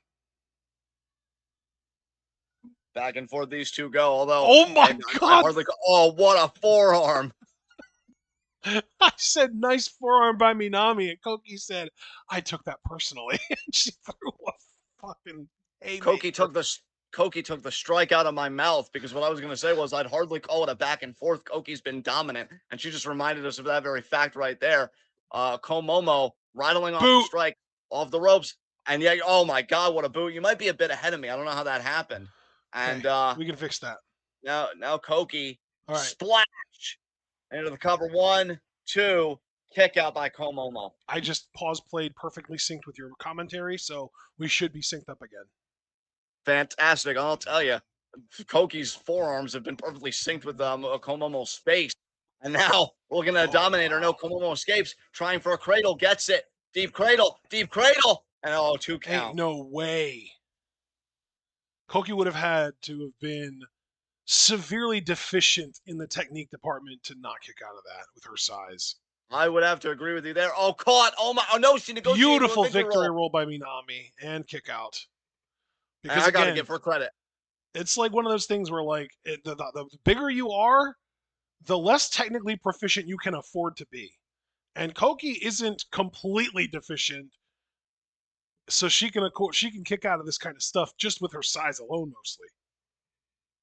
Absolutely. And I got to give Komomo credit, though. Most smaller competitors that throw themselves at big competitors, it's a real gas, because it amounts to nothing and we all laugh at you. But Yeah. the idea that she did get caught, but she quickly negotiated into a victory roll, that shows the aptitude that Komomo brings to the ring with every match. I think she's getting better. She's getting sharper. I do see upside in her. I really do. But I just don't think tonight's her night. But she's going to try and prove us wrong with this seated Fujiwara right now. As I'm Koki again in a position where she has to get to the ropes. I don't know if she could just purely power out of this. you know what? I'm proud of Komomo Minami. This is a really impressive showing from her to be able to get Koki into this compromised of a position.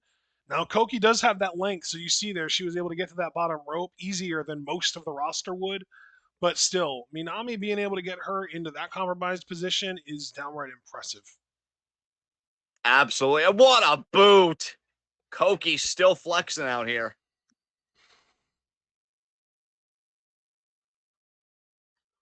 Oh, Oh, I think she's getting Dominator? the Dominator this time. I think it's over right here. And oh my Perfect. God. Count it, ref. Pin. That's it. 1, 2, no. See, personally, I'm going to be a bit more meta here. I disagree with the kick out there. I would have had that be the finish. That Dominator looked nasty. but I forget what Koki's finisher is the splash. I feel like that's so backwards to me, but I digress. I do get where you're coming from because she does have the size, so it would make sense that a power move would be her finish instead of the flashy high flying move. Um, Maybe that'll be something that they tweak over time. Honestly, Yeah, you never know. As now Komomo, honestly, dude, oh I my know this god. might come off as a little bit weird, but like, let me cook.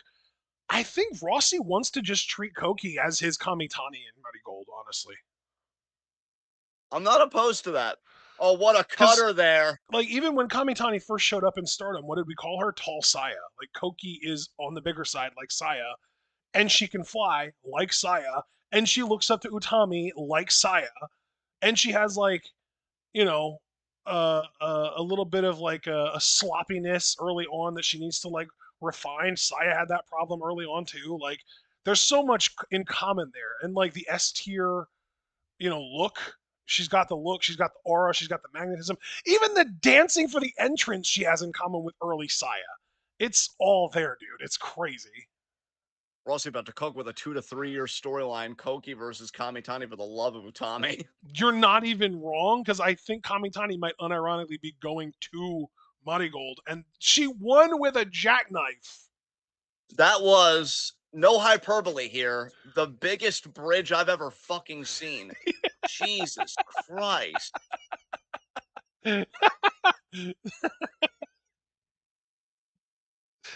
Oh, I loved your delivery on that. You popped me so hard. And bro, did you see Oh, like that dude. was insane. I saw it. I saw it. Don't worry. I saw it. This fucking giraffe just came in here and was like, I'm a wrestler now. Deal with it. You know what's really funny though, dude?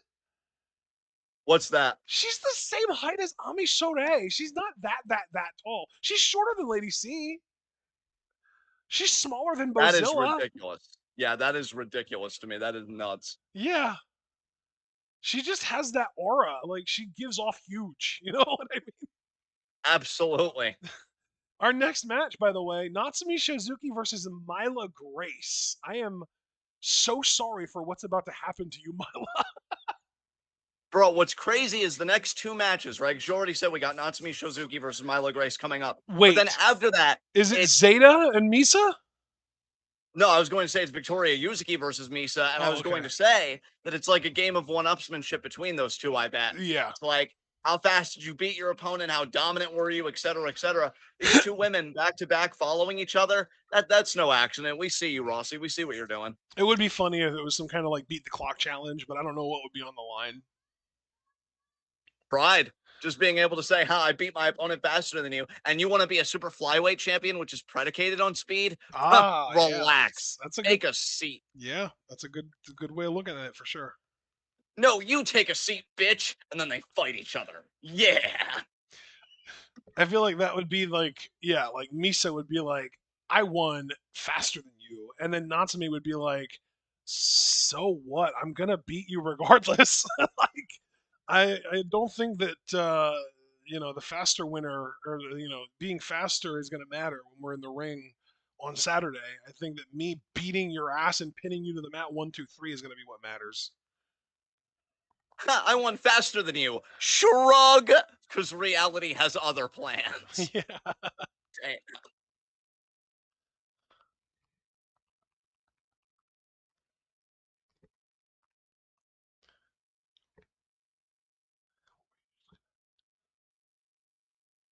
Misa, a lot of that time you were screwing with me in the tag match, after that, I actually ended up getting a test, and it turns out I'm 100% that bitch. So why don't you try doing it to my face? Quoting Lizzo. I know, not necessarily the popular move in 2024 because, oof. But if anybody could rehabilitate those words and make them mean something again, it's Natsumi Shozuki because this woman does not F around. This woman is all business. That song is fantastic, though. To be fair. Not as fantastic as your face. Let's get it fucking right. Oh my Second of all, god. these women are about to throw down, and Mila, I think you chose right not having the pigtails today because Natsumi would have pulled them out. Yeah, probably. You're probably right about that. Well, I think she would have felt a certain way about her, showing up to the match in well, she actually does have little pigtails in. They're just not all of her hair. well, I guess those are pigs going to the slaughter because Shozuki ain't gonna be putting up with that shit today. I see what Nice you did knowing you, there. Wilbur. Shouldn't have gotten caught in my web. Oh my Jesus, you are on point today. I love it. I love being unhinged. I'm tired of apologizing for it, and honestly, we live in a sick society, so really what I'm doing is adapting. Everyone else get on my level and cry. And now, Wait, nice luck here, are bye, those the same Shozuki. thing? Is getting on your level crying, or are they separate things? You Like, do know, we it really cry depends. once we get on your level, and we cry because we realize, like, once we're on your level, how fucking bad it is? Or I mean, that's definitely a very healthy and distanced perspective from it. Yes. I think, yeah. I mean, I'm more of a private crier myself because, I mean, despair isn't really meant to be shared in my experience. But, wow, I everybody disagree. do you. I think despair is something that should be shared. It makes it less painful for everyone. I mean, I only don't share it because something about sharing it and then infecting other people makes me want to cackle, which then is just the unhealthy response. Jesus. It's like, hey, you having a great day? Yeah? Well, the EPA can no longer regulate what clean air and water is. Enjoy that lead, asshole. No! And then I cackle, and then who really wins there? It's just a shitty thing all around. It's like we're getting closer to the Lorax becoming a reality every week. Well, yeah, because billionaires say EPA ain't no fucking way you're gonna ruin my bottom line today. Wow.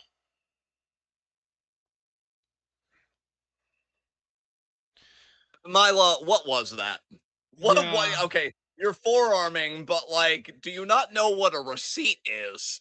Because you're about to receive. Oh no, she ducked. Bro, I'm Ducked. sorry, but are you seeing these swings by Natsumi? She is swinging for blood. She is swinging for the fences. She is trying to hit a home run with her arm.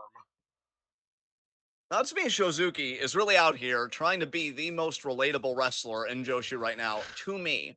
And I'm like, listen, lady, I like you. I deeply respect you to a Oh, concerning degree, but I'm already betrothed emotionally to Utami. It's happening. Oh wow, almost like a falling wheel kick there that by was Mila Grace. cool. She tripped her into the ropes with that and then just kind of sat on her back on the middle rope. I feel Stacks like her up. there's a lot of potential for something cool to come of that. She just hasn't quite figured out what to do with it yet. That sounds about right to me.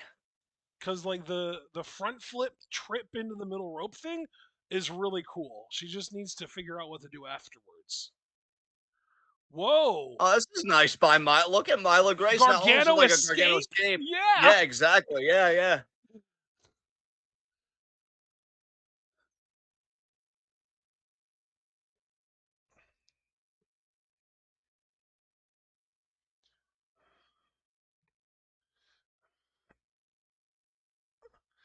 I'm trying to figure out a pun using Mila Grace's name for like not being able to get out.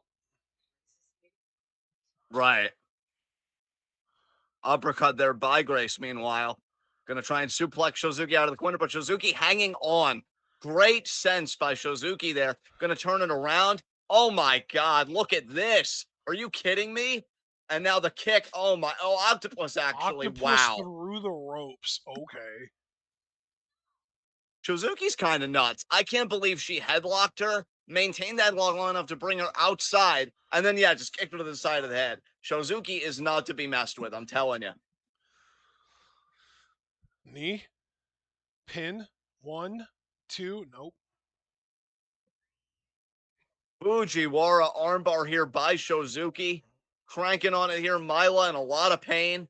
She's really got to get to those ropes because she's in a bad way right now.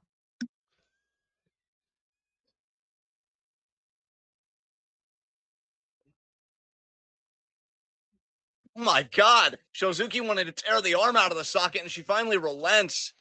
I gotta wonder how much she's seeing Misa in that ring right now with every bit of offense she does.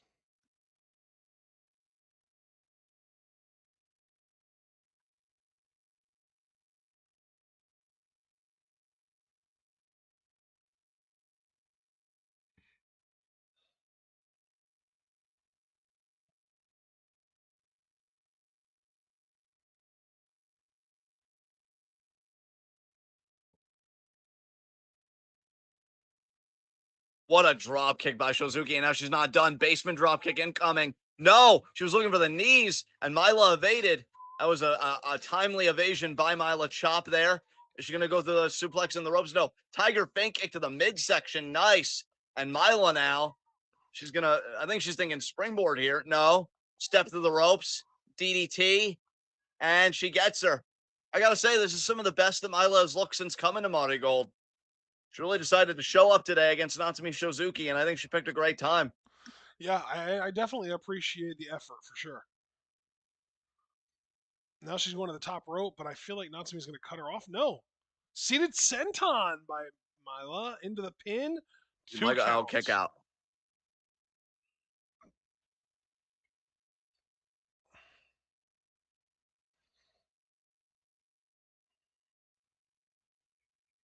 What a super kick. Cover. Two.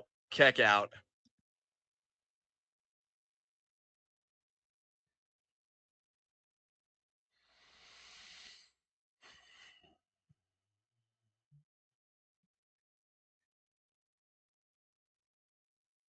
Jesus. Ha! You fell for her trap. Ha! That's the thing, bro. Shozuki is just so quick. Look how quick she just executed that maneuver. And oh, what a forearm there by Mila Grace, meanwhile. Gonna try and build momentum off the ropes, but intercepted with a roundhouse kick. And now Shozuki looking for the fisherman. Gets it. Bridge. Two. Kick out.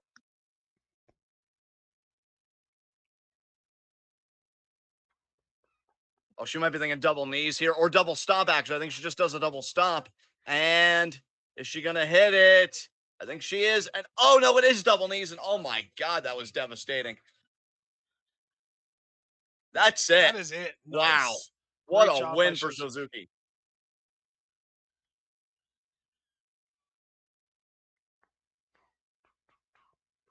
Well, now it's Misa's turn, bro. Let's see what she can do against Yuzuki.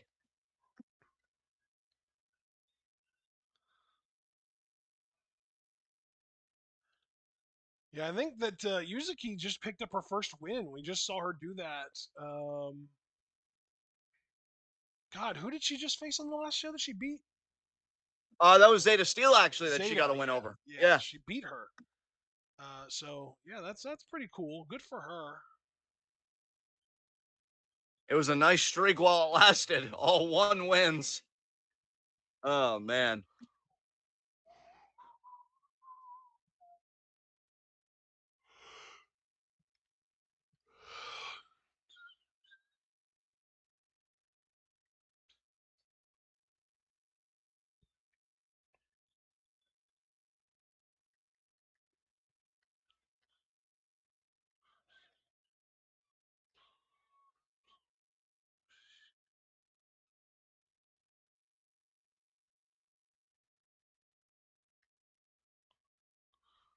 This oh, it's Yuzuki's theme. Okay.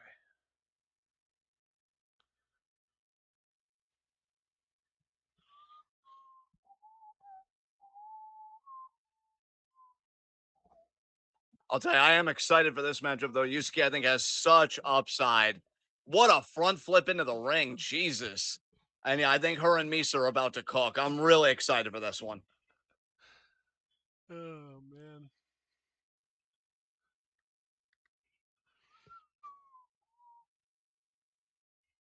Yeah, Yuzuki. Boom, boom, boom.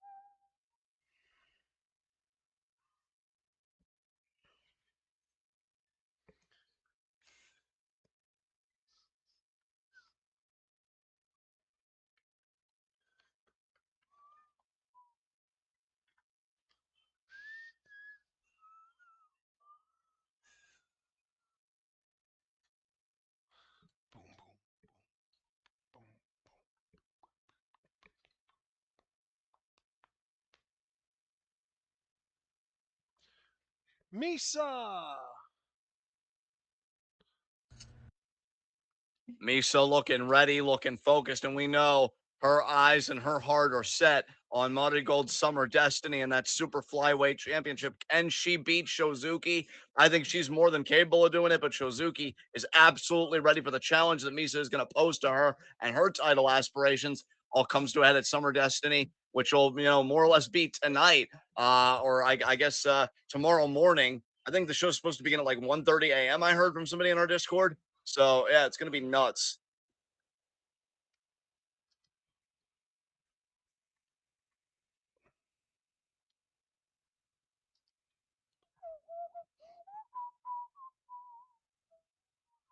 That's interesting because I was under the impression that it was like a 5 a.m. start time, so I've got to look into that.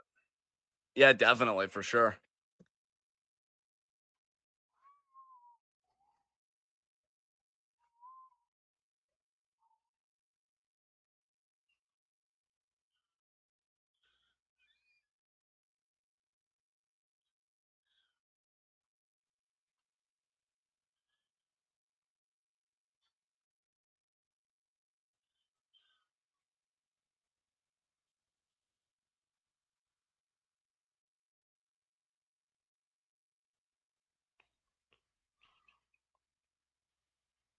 Here we go. Lock up here between these two.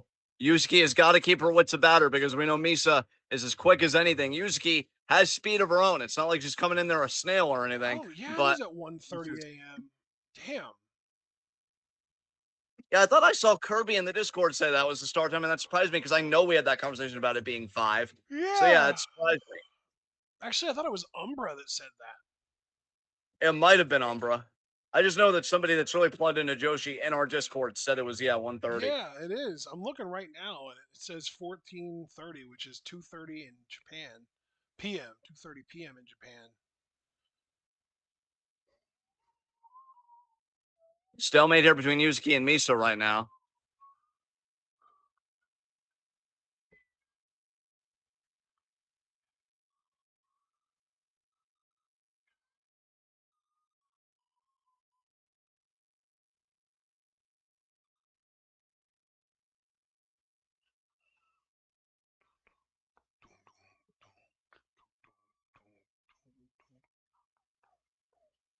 Yeah, match starts at 2:30 p.m. It's And going to so be that, a hell of a show, I'll tell you. yeah, that is that's 1:30 a.m. for us. Damn.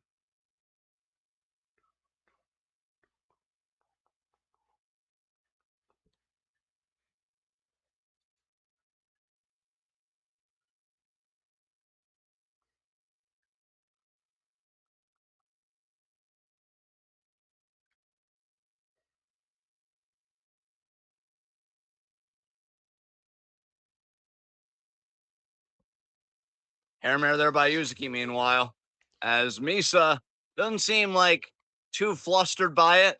I think she knows the kind of fight she's in. I think even part of her is relishing it. As yeah, this is the perfect final warm up before Summer Destiny. What a scoop slam there by Misa. Meanwhile, taking back control of this match. Oh, she might be thinking stretch muffler here. She is. And look at her cranking on it. As Yuzuki now in the center of the ring. This is not favorable ring positioning for Yuzuki. It 1000% is for Misa. Let's see how this goes. Oh my God, she's cranking on it. Look at that.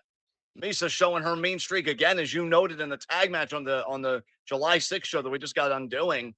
As yeah, Yuzuki in a bad way here.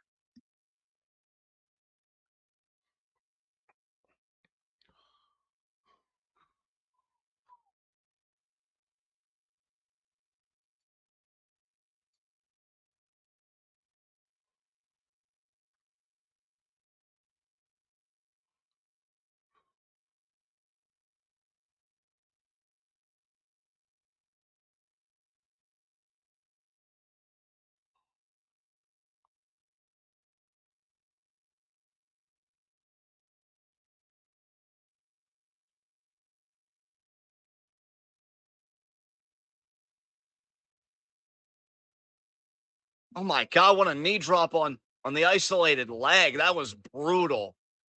Misa is tapping into something ahead of this championship match. Her and Shozuki, that's going to be a war right there. God damn. Yep. Definitely looking forward to that. Yusuke definitely has a noticeable limp. I mean, look at her. She did one strike and she collapsed under the weight of her own strike. Yep. That is not good for Yusuke. No, definitely not. Another big strike there by Misa. Misa's got to be feeling so comfortable, so confident, like she's in the driver's seat on this. Yusuke, meanwhile, can't even, she could barely plant on that leg. And another forearm there, trying to rally, trying to stay in this. Another big forearm there by Misa. Yusuke right back, back and forth. These two go.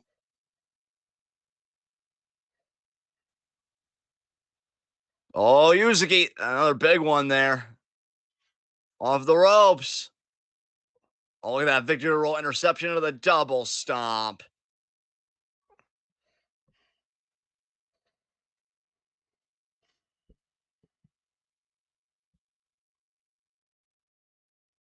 Misa now middle rope. What is she thinking about here?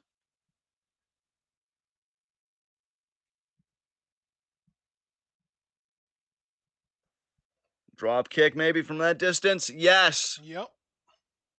Right on the chest. My God. Cover. Two. Kick out.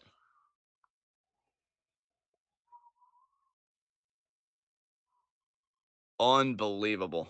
Misa, quite the talent. And oh, Yuzuki ducks. Wrist control. Kick there.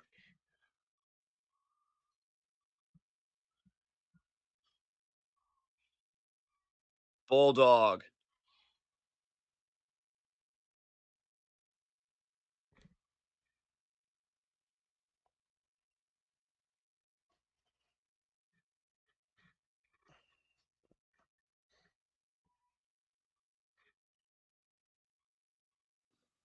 Got Misa by the hair here.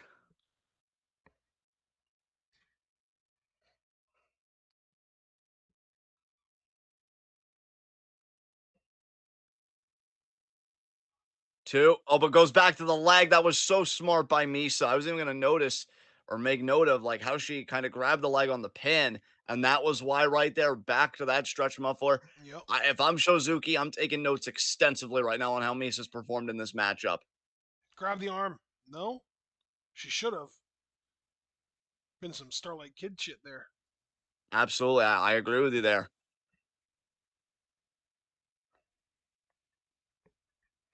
Again, Misa just cranking on that hold.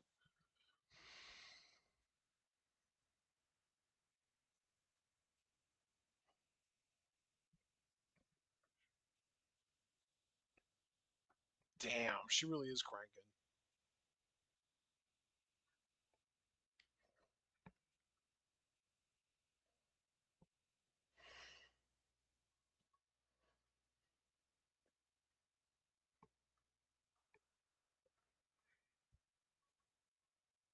Cross body there.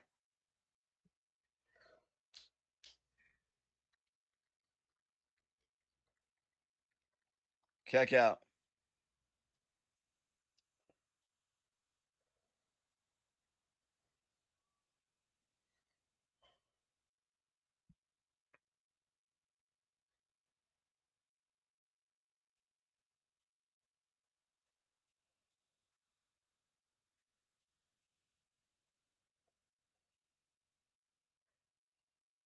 That limp is horrible. Wow.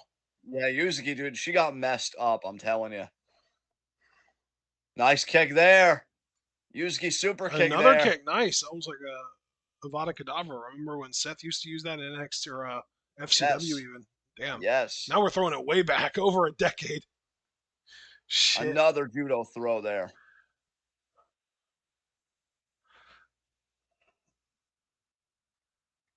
Since I brought up something Harry Potter related, I have to say, fuck J.K. Rowling, Oh, there's never a bad time to say that. right? Northern Lights got it.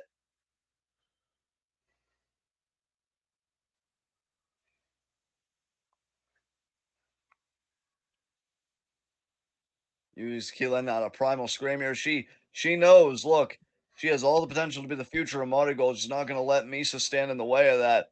Oh, might have been looking for that bomb there, that bomb type pin maneuver.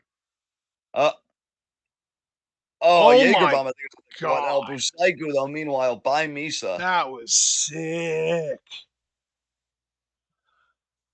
Oh, and now Misa going up top again. What in the world is she thinking here? Another drop kick? She might be. It feels almost too basic. She's perched, man. She's ready. Just Here we go. staring down Yuzuki. Yeah, another drop Oh, kick. there it Damn. is. Misa has a very surgical vibe right now. Yes, she does. No doubt about that.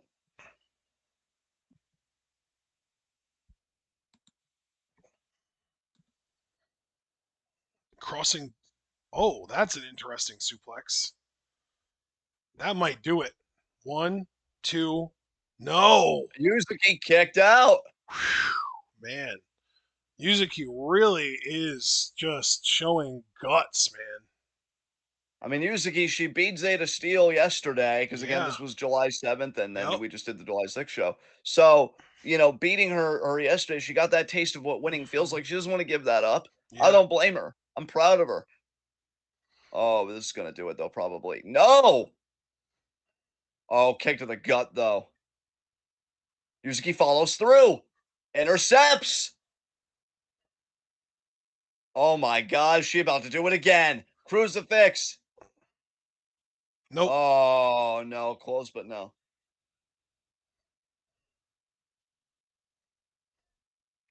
Victory roll. Should we call it the Victoria roll when she does it? That'd be pretty cool. Oh, kick out. No, no. Reverse, reverse, reverse. Misa on top. One. No. Victoria. One, two. Oh Kick my out. That was god. really close, though. I'll tell you, if she would have beaten Misa there, I don't care who would have won the super flyweight title. Yuzuki would have gotten next. Oh, that's it. That's gonna do it. Was that a European clutch or a prawn hold? Yes, it was.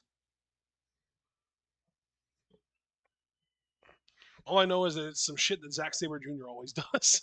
But I'll tell you, how competent and how capable do you have to be to force Misa to pull that out? Yeah, Big ups to Yuzuki. that kind of makes you feel, at least in my mind, that match really made me feel like Natsumi has the advantage going into Saturday. Yes. Big time. I definitely feel like it took less time. I mean, I know we didn't do like stopwatches or anything. I was kind of tempted to on my phone, but I definitely feel like it took less time for Natsumi to beat Mila than it did for Misa to beat Yuzuki. Yeah. And not only the time, but just the struggle. I feel like even though Mila did get some of her stuff in, it never really felt like maybe she could beat Natsumi. Whereas in this match, there were several times that it felt like maybe Victoria could have beaten Misa. Yeah, I completely agree.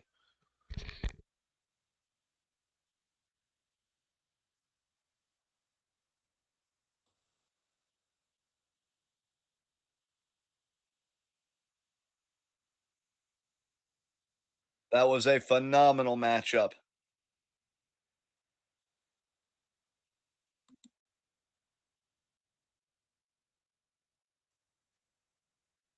Are you ready, my friend? Yes. Utami and Mirai versus Miku Aono and Bozilla. This is our main event because the actual main event of this show is a Nanae and Sakurai match. It's Nanae, Sakurai, and now Ishikawa versus Nozaki, Chiaki, and Zeta. Yes. And we are not watching that. So this is our main event, baby. This is the last match that we are going to watch, and it's just timed out so fucking perfectly because this is we're gonna get out of here before SmackDown starts. Yes. Did you hear my mom woot woot? Yeah. No, I did not hear that. That's cool. Oh, it's funny. She's cracking me up today. Yeah, just got a line to your funny bone for sure. Clearly. Miku, yeah. Miku teaming up with Bozilla. That is a dominant team if there ever was one. I mean, And it's not like the other team's packing light either. no, I Like, was gonna say though, you know what though? Like, how does this team do anything but win? Yeah, Unless this is a 15-minute TLD, which I could see. I could as well, very easily, as a matter of fact. But like if this match has an ending, it's Bozilla pinning probably Utami, unfortunately. Ooh, I don't like that. No, I there's no way only though, dude, because she's gotta be prepared for Summer Destiny. She can't take an L that close to a match with Io, I don't think. So, yeah, I say That's draw. fair. Yeah, I'm gonna say TLD because there's no way anyone in this match takes an L right now. There's just no way. Because I feel like if anyone were to get a win in this match, it is Bozilla. But you're right that it doesn't make any sense for either member of the opposing team to lose either. Yeah, because I mean, look, if Bozilla's gonna beat Mirai, you do it in a singles match for the United National Championship. You Yeah, don't give the exactly. game away. Yep.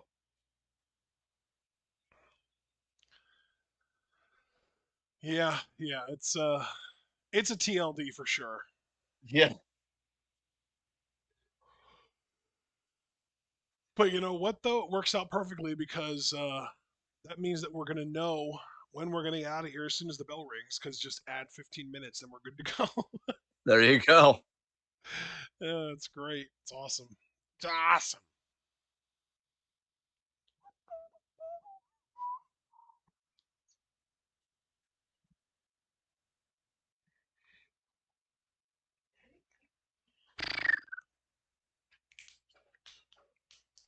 So, are you looking forward to SmackDown tonight, brother?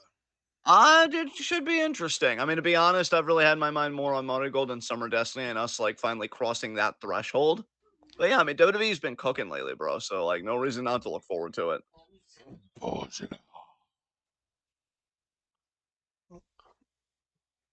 Kirby has taken to spelling Bozilla the Japanese way, so it's spelled like Bojira. Yes. That pops me. I'm not gonna lie. Yes.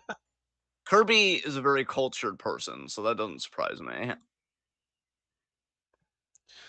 Bro, the ring announcer lost his mind for Bozilla.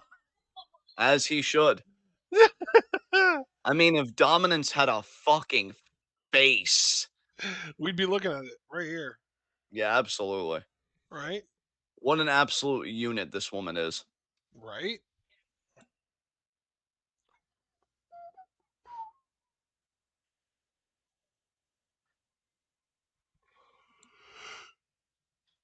I don't know whose theme this is. I mean, it almost has to be Utami's, considering who's left to come out.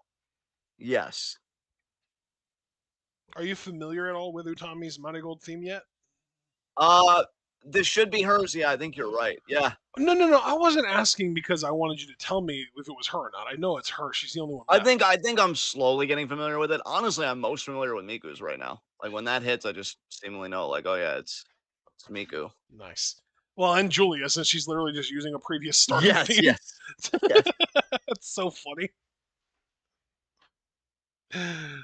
Oh, that's so good. I love that they could just reuse that. I wish that they could have kept Utami's theme from Stardom. Yeah, that was pretty fucking dope. So epic. Even her rookie theme, just because they brought back Julia's previous theme, it would have been amazing if they could have brought back Utami's previous theme too, because that was a banger too. Yes.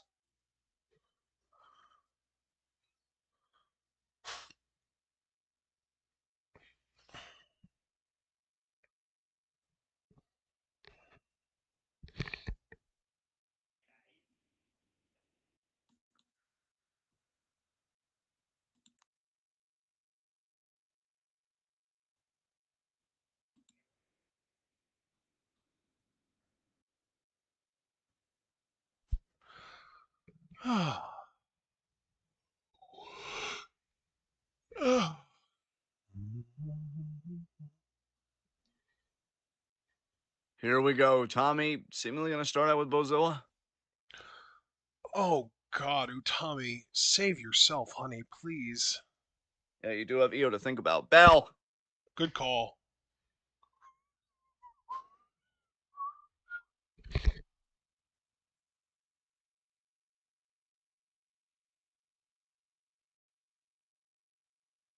Test of strength here, Greco-Roman knuckle lock potentially. Utami almost down to a knee already. She is down to a knee. Back up though. Fight off this monster, Utami. I believe in you. Notice though that at no point during that did Bozilla even give an inch. No, no, and I Absolutely wouldn't insane. expect her to, honestly. It's sad but true. Yes.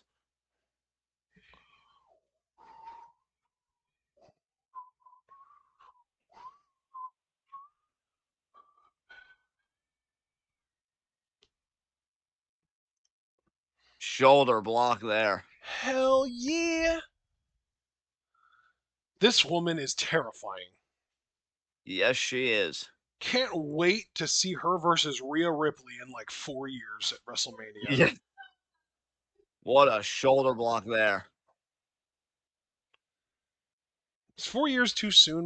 Maybe 6. You're really confident that she's going to one day be in WWE, huh? I can't say I blame you for that confidence. Lariat there. By Mirai. Back elbow there by Utami.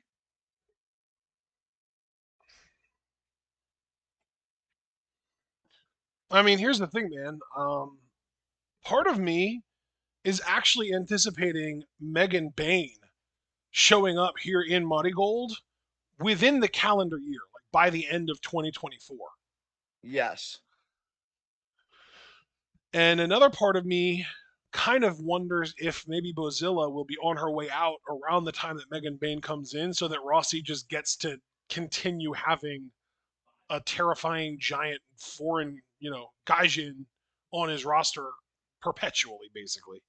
Yes. Like the face changes, but the role stays the same kind of thing. What a splash by Bozilla. That was huge. You know, the crazy thing is, as much as I absolutely do love Megan Bayne and I want to see her succeed, I feel like Bozilla does what Megan Bayne does better than Megan Bayne does it. Huh. I don't know if I agree with that, but interesting that you have that take. I think Megan Bayne is a better wrestler in the sense that, like, she's more technically sound, she does more bumping and selling. She is the better, like, actual, like, worker. But Right.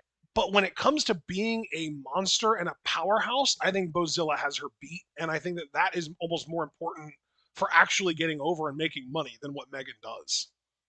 Interesting. See, I feel like it'd be more of a debate if Stardom in the booking didn't like, and really Tam Hogan didn't nerf Megan with the fucking Tiger Suplex, because I think the moment you have something like that happen, it ruins the mystique, and I do think mystique goes a long way in creating that aura of being a monster. Yeah, that's And fair. so yeah, like I don't disagree. Now that I know more fully what you're like getting at, I'm definitely sympathetic to your position.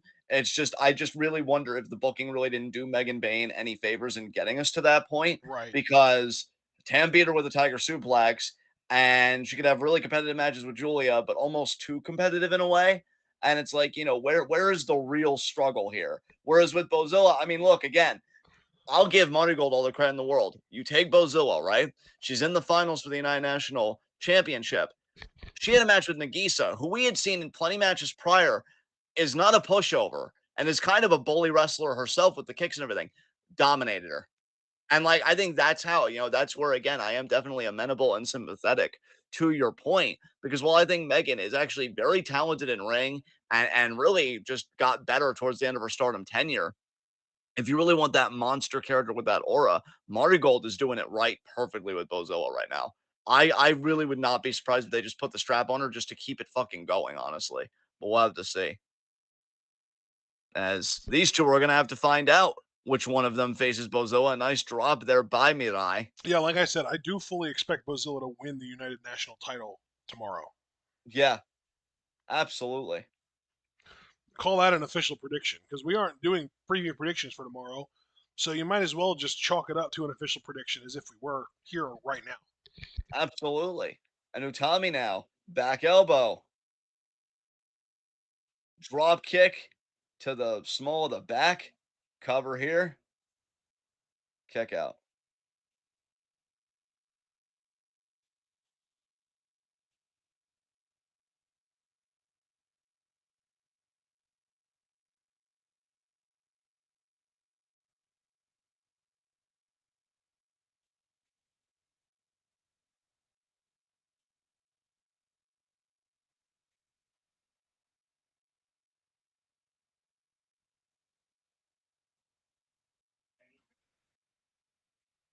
Now this clutch here by Utami. Meanwhile, Bozilla on the apron, winning a tag. Mirai Yeah, trying to that's hold her incredible. back. Yes. Utami kind of having her way with Miku a little bit. Yeah, a little bit. It's got to be weird for Miku too to be tagging with Bozilla because it's like, man, if I get past Mirai, I get to stand on the opposite side of you, and I got to be honest, I like being on the same side. Yeah, I definitely would 100%. too.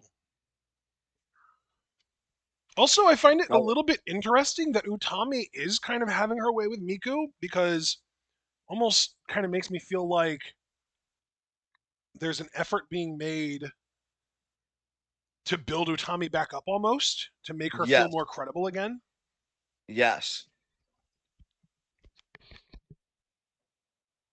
Nice scoop slam there.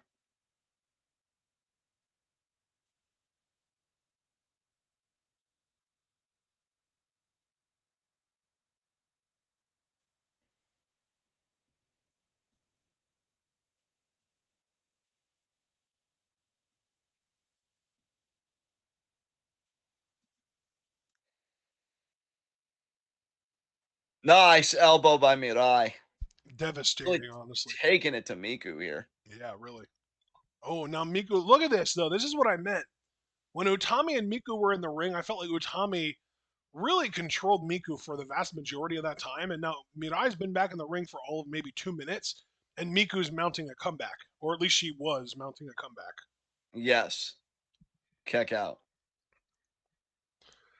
I don't know. It feels like it's meant for us to see Miku and Mirai as on the same level, and Utami is above both of them.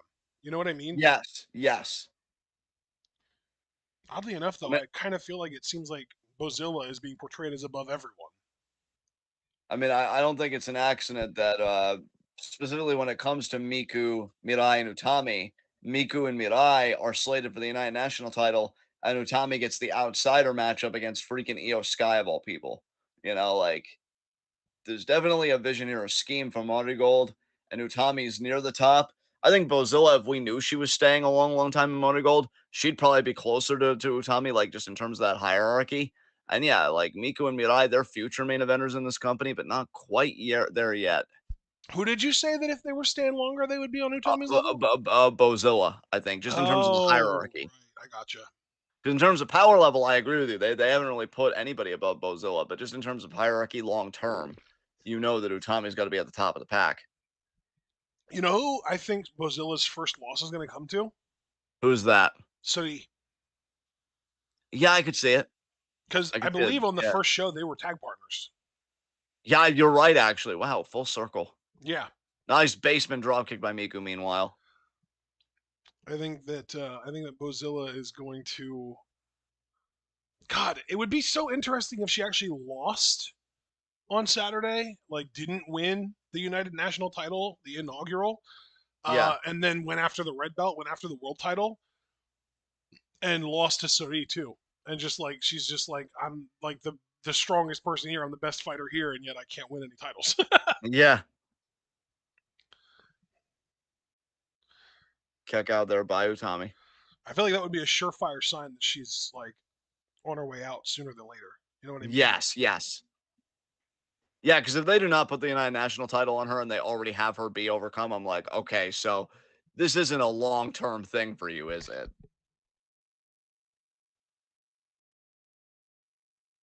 What a forearm there by Bozilla, meanwhile, to Utami.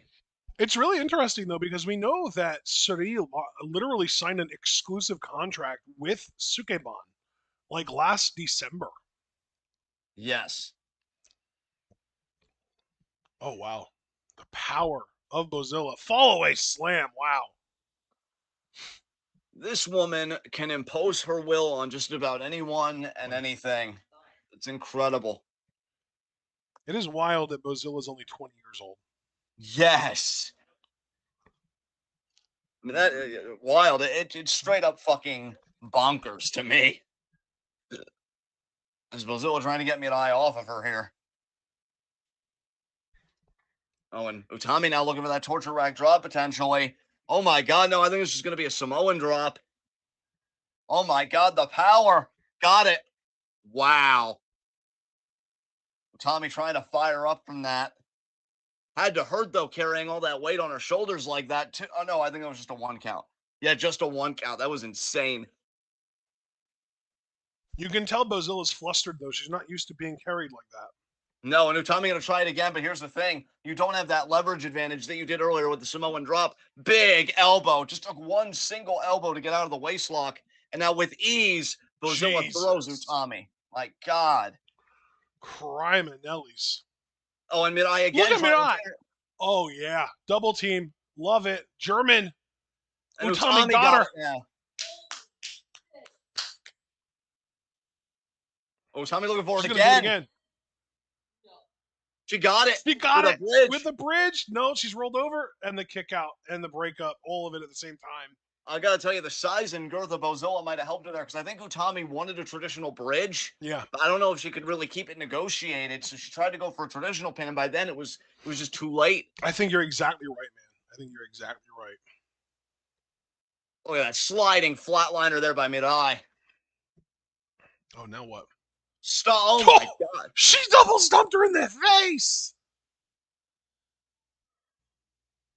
Oh, and now into this submission, almost like a twister.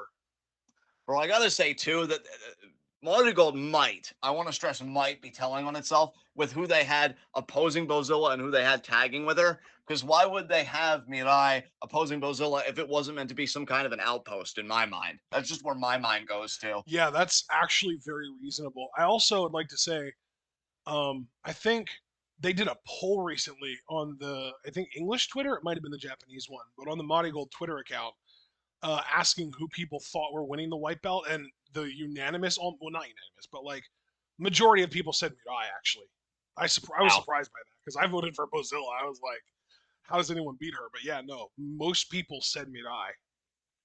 It's funny that the most offense we've seen Bozilla eat since she's gotten here has been in this tag match. It's almost like Yeah, they're trying to normalize early that she yeah, is beatable. yup. Yeah, Especially when you have two like main event level talents on a team trying to beat her together. exactly. Check out. Good kick out there by Mirai. Do you notice, by the way, that Mirai and Bozilla have almost the exact same gear, just kind of inverted? Where like Bozilla's, it looks like it's blue with white designs on it, and Mirai's, it's like white with blue designs on it. I'm just now really taking stock of that. That's an excellent observation. It's like they Oh, were Mirai. meant to be rivals. Yes. Oh, kick out. Oh, and look at the Back stretch into this here. move. I don't know what you call this move, but I like it. Well, it does a rare thing, and it actually grounds Bozilla. I'm so used to her being vertical. Yeah. Yes, And indeed. Mirai cranking and cranking.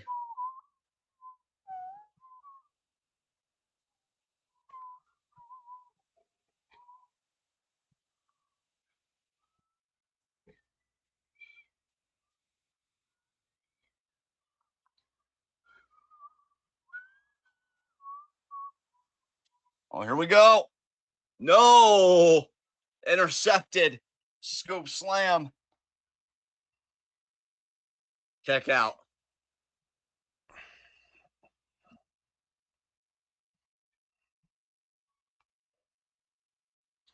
On Tommy, I think. Utami. Oh, wait a minute here. Miku and Bozilla might have issues. Oh, low bridge there. Miku now going Wait, after did Mirai. Miku tag herself in? She might have, and that's why Bozilla was pissed, and then she low bridged her. Thigh kicks here. Miku thinking about that fisherman gets it. Beautiful. I love how she does it differently too. Because she gets her hand like under the thigh in a unique way. Usually that's from the outside. She does it from the inside. Yes. Gotta say, I also appreciate that Miku kind of flexing herself on the road to this United National Championship. Oh Stole the my tag. god. Was that a punch? I think it might have been. Shit. Lariat in the What a corner there. lariat. Jesus. The physicality of this match has been on another level, honestly. No doubt about it. Twisting. Oh, sent Senton. on there. And the Kick kick out. out. Good, good, good. Man. Maybe they can drop kick here. Scales the ropes. Top rope. Rolls through. Oh, the lariat collision. Here we go. We're doing this, baby. Another Another. collision there. And a third. I love that Miku can actually go toe to toe with Mirai at strike battles like this. Yes. We'll try to fire up. And again. Oh, and Mirai there, cheap shotting Bozilla. Bozilla might want to cut in between all this and really say nobody's getting that United National title but me. This is fucking compelling right here. Absolutely, because, I mean, Bozilla's got the best seat in the house right now. Oh, it still didn't take Mirai down. That run up still didn't get the job done. No, it did not. Now they're going to collide again, I bet. No?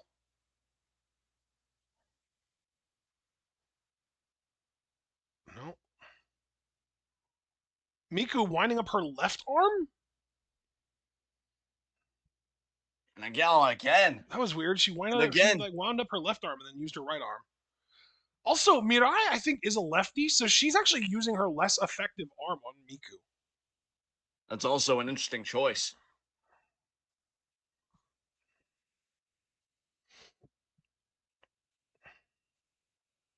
Jesus. Oh, caught. No. Forearm. 4, 5, 6, 7, 8, 9, 10, 11 from Mirai. Scoop. No. Yes. Scoop. Power slam. Beautifully done. Whew, man. This match is wearing me out. Yeah, not as much as these women, though. No They're kidding. exhausted. What a lariat. Whew. That's crazy, man. Miku going up top. Drop kick. Beautiful. Pin right away. 1, 2. No.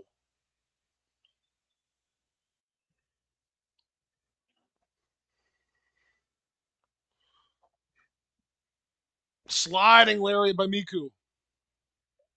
Oh, turned into a pin by Mirai. No.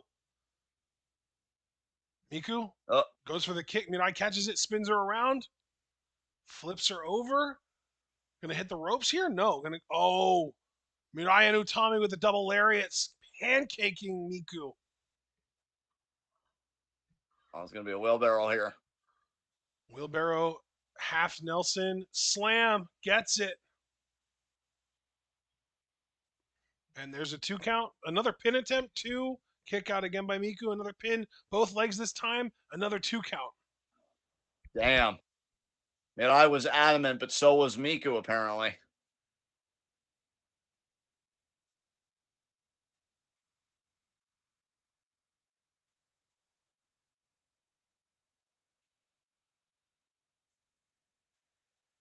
Oh my God, Bozilla. Bro, the way she lifted her up like she was a God. child, Jesus. What a toss. Oh my God.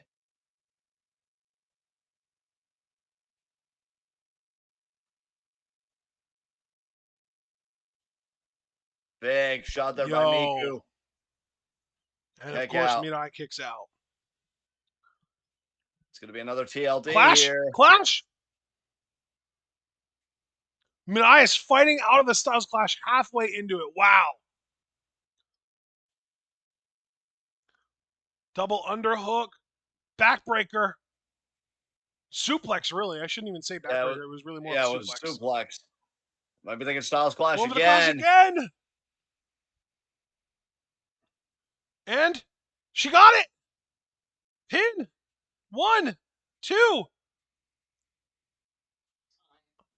Are you fucking kidding me? Did the time run out as the ref was counting to 3? Yes. God fucking damn it. Miku had her that time. Hey, if you're pissed, imagine how Miku feels right now. Yeah.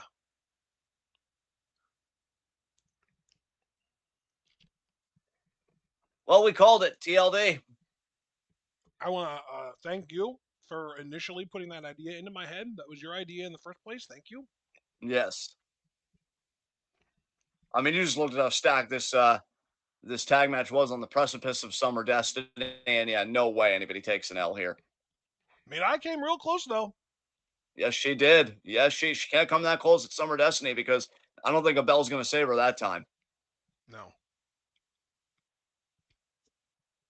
that match should be no time limit, and it should open the show Yeah,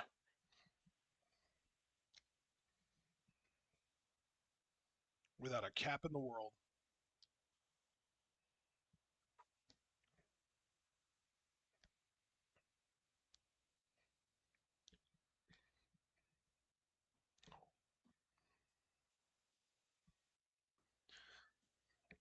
Miko has such a unique voice. I'm a fan. yes.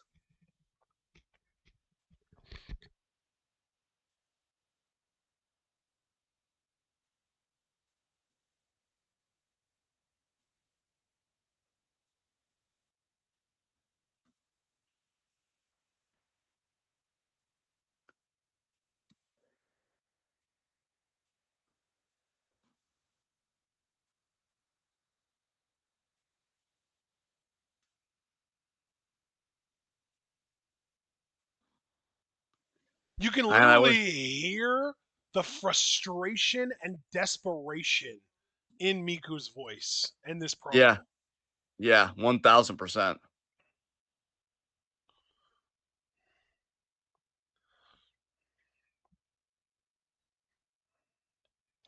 Oh, it's a stare down with Bozilla though. Damn.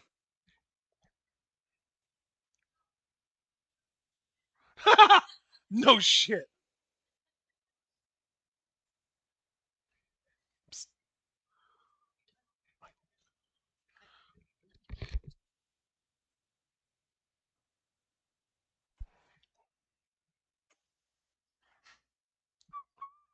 I popped the crowd. You pop my face. Nice. Like your face. Ooh. I know, right? Well, Bozilla's staking her claim. She says, I'm going to win the United National Championship. You know why? Because size does matter. We know that's your catchphrase, Bozilla. It's okay. You don't have to say it every time.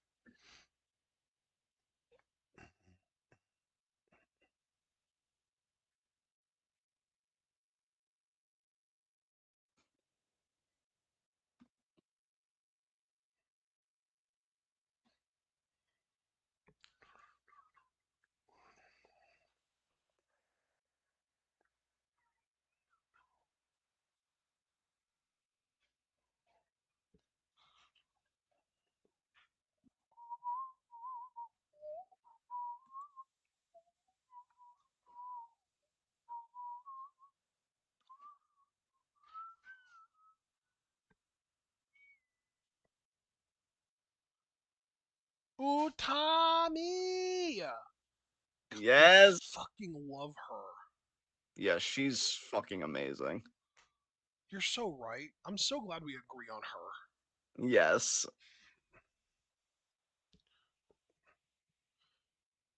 Just perfection.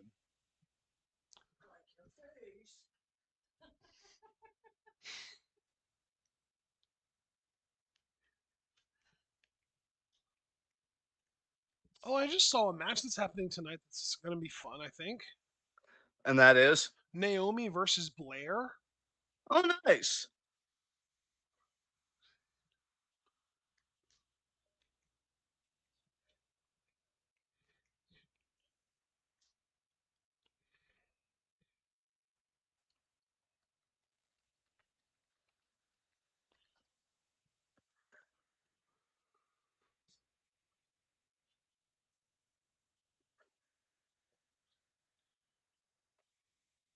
Other than that, though, I will say it looks like a pretty boring SmackDown. Ooh, that's rough. You good? Yeah, I'm good. Something popped you. Well, Utami's existence pops everyone. We'll see if she can pull out the biggest win of her career against Io at Summer Destiny. But with that said, that's been Twitwell. Let's get out of here before SmackDown. We're done. Uh, We did it. We caught. We're done. I honestly can't believe us. I'm I'm amazed by us. so proud of fucking both of us. Yeah, we really came together and did the damn thing. All right. Well, thank you guys for joining us. Be sure to leave a like as you follow out, subscribe to the bell icon for notifications so you don't miss any of that to our goodness. Check out everything we're involved in the description box. Follow us on Twitter and Twitch because we are the best wrestling podcast in all the AWC. And if you're here for the MARIGOLD content, if you're a convert to a really wonderful and growing Joshi promotion, we're going to try and cover Summer Destiny tomorrow, 4 p.m. We'll let you guys know if that works out or not. I mean, obviously, if you click the bell icon notifications, you'll get notified if we're live at the time we Yeah, want to be you live. will. And if you also want updates like straight to the ground, I really recommend joining the Discord, $3 a month. Again, you could see that in the Patreon link in the description box below. But then after that, we've got In Review at 10:30 talking about it's been an interesting week. Interesting week. I think a bit of a cool down, at least for me personally. We'll have to see how SmackDown is in a few minutes. But yeah, that'll be at 10:30. So until then, be good to yourselves and each other. Tune in. Peace out.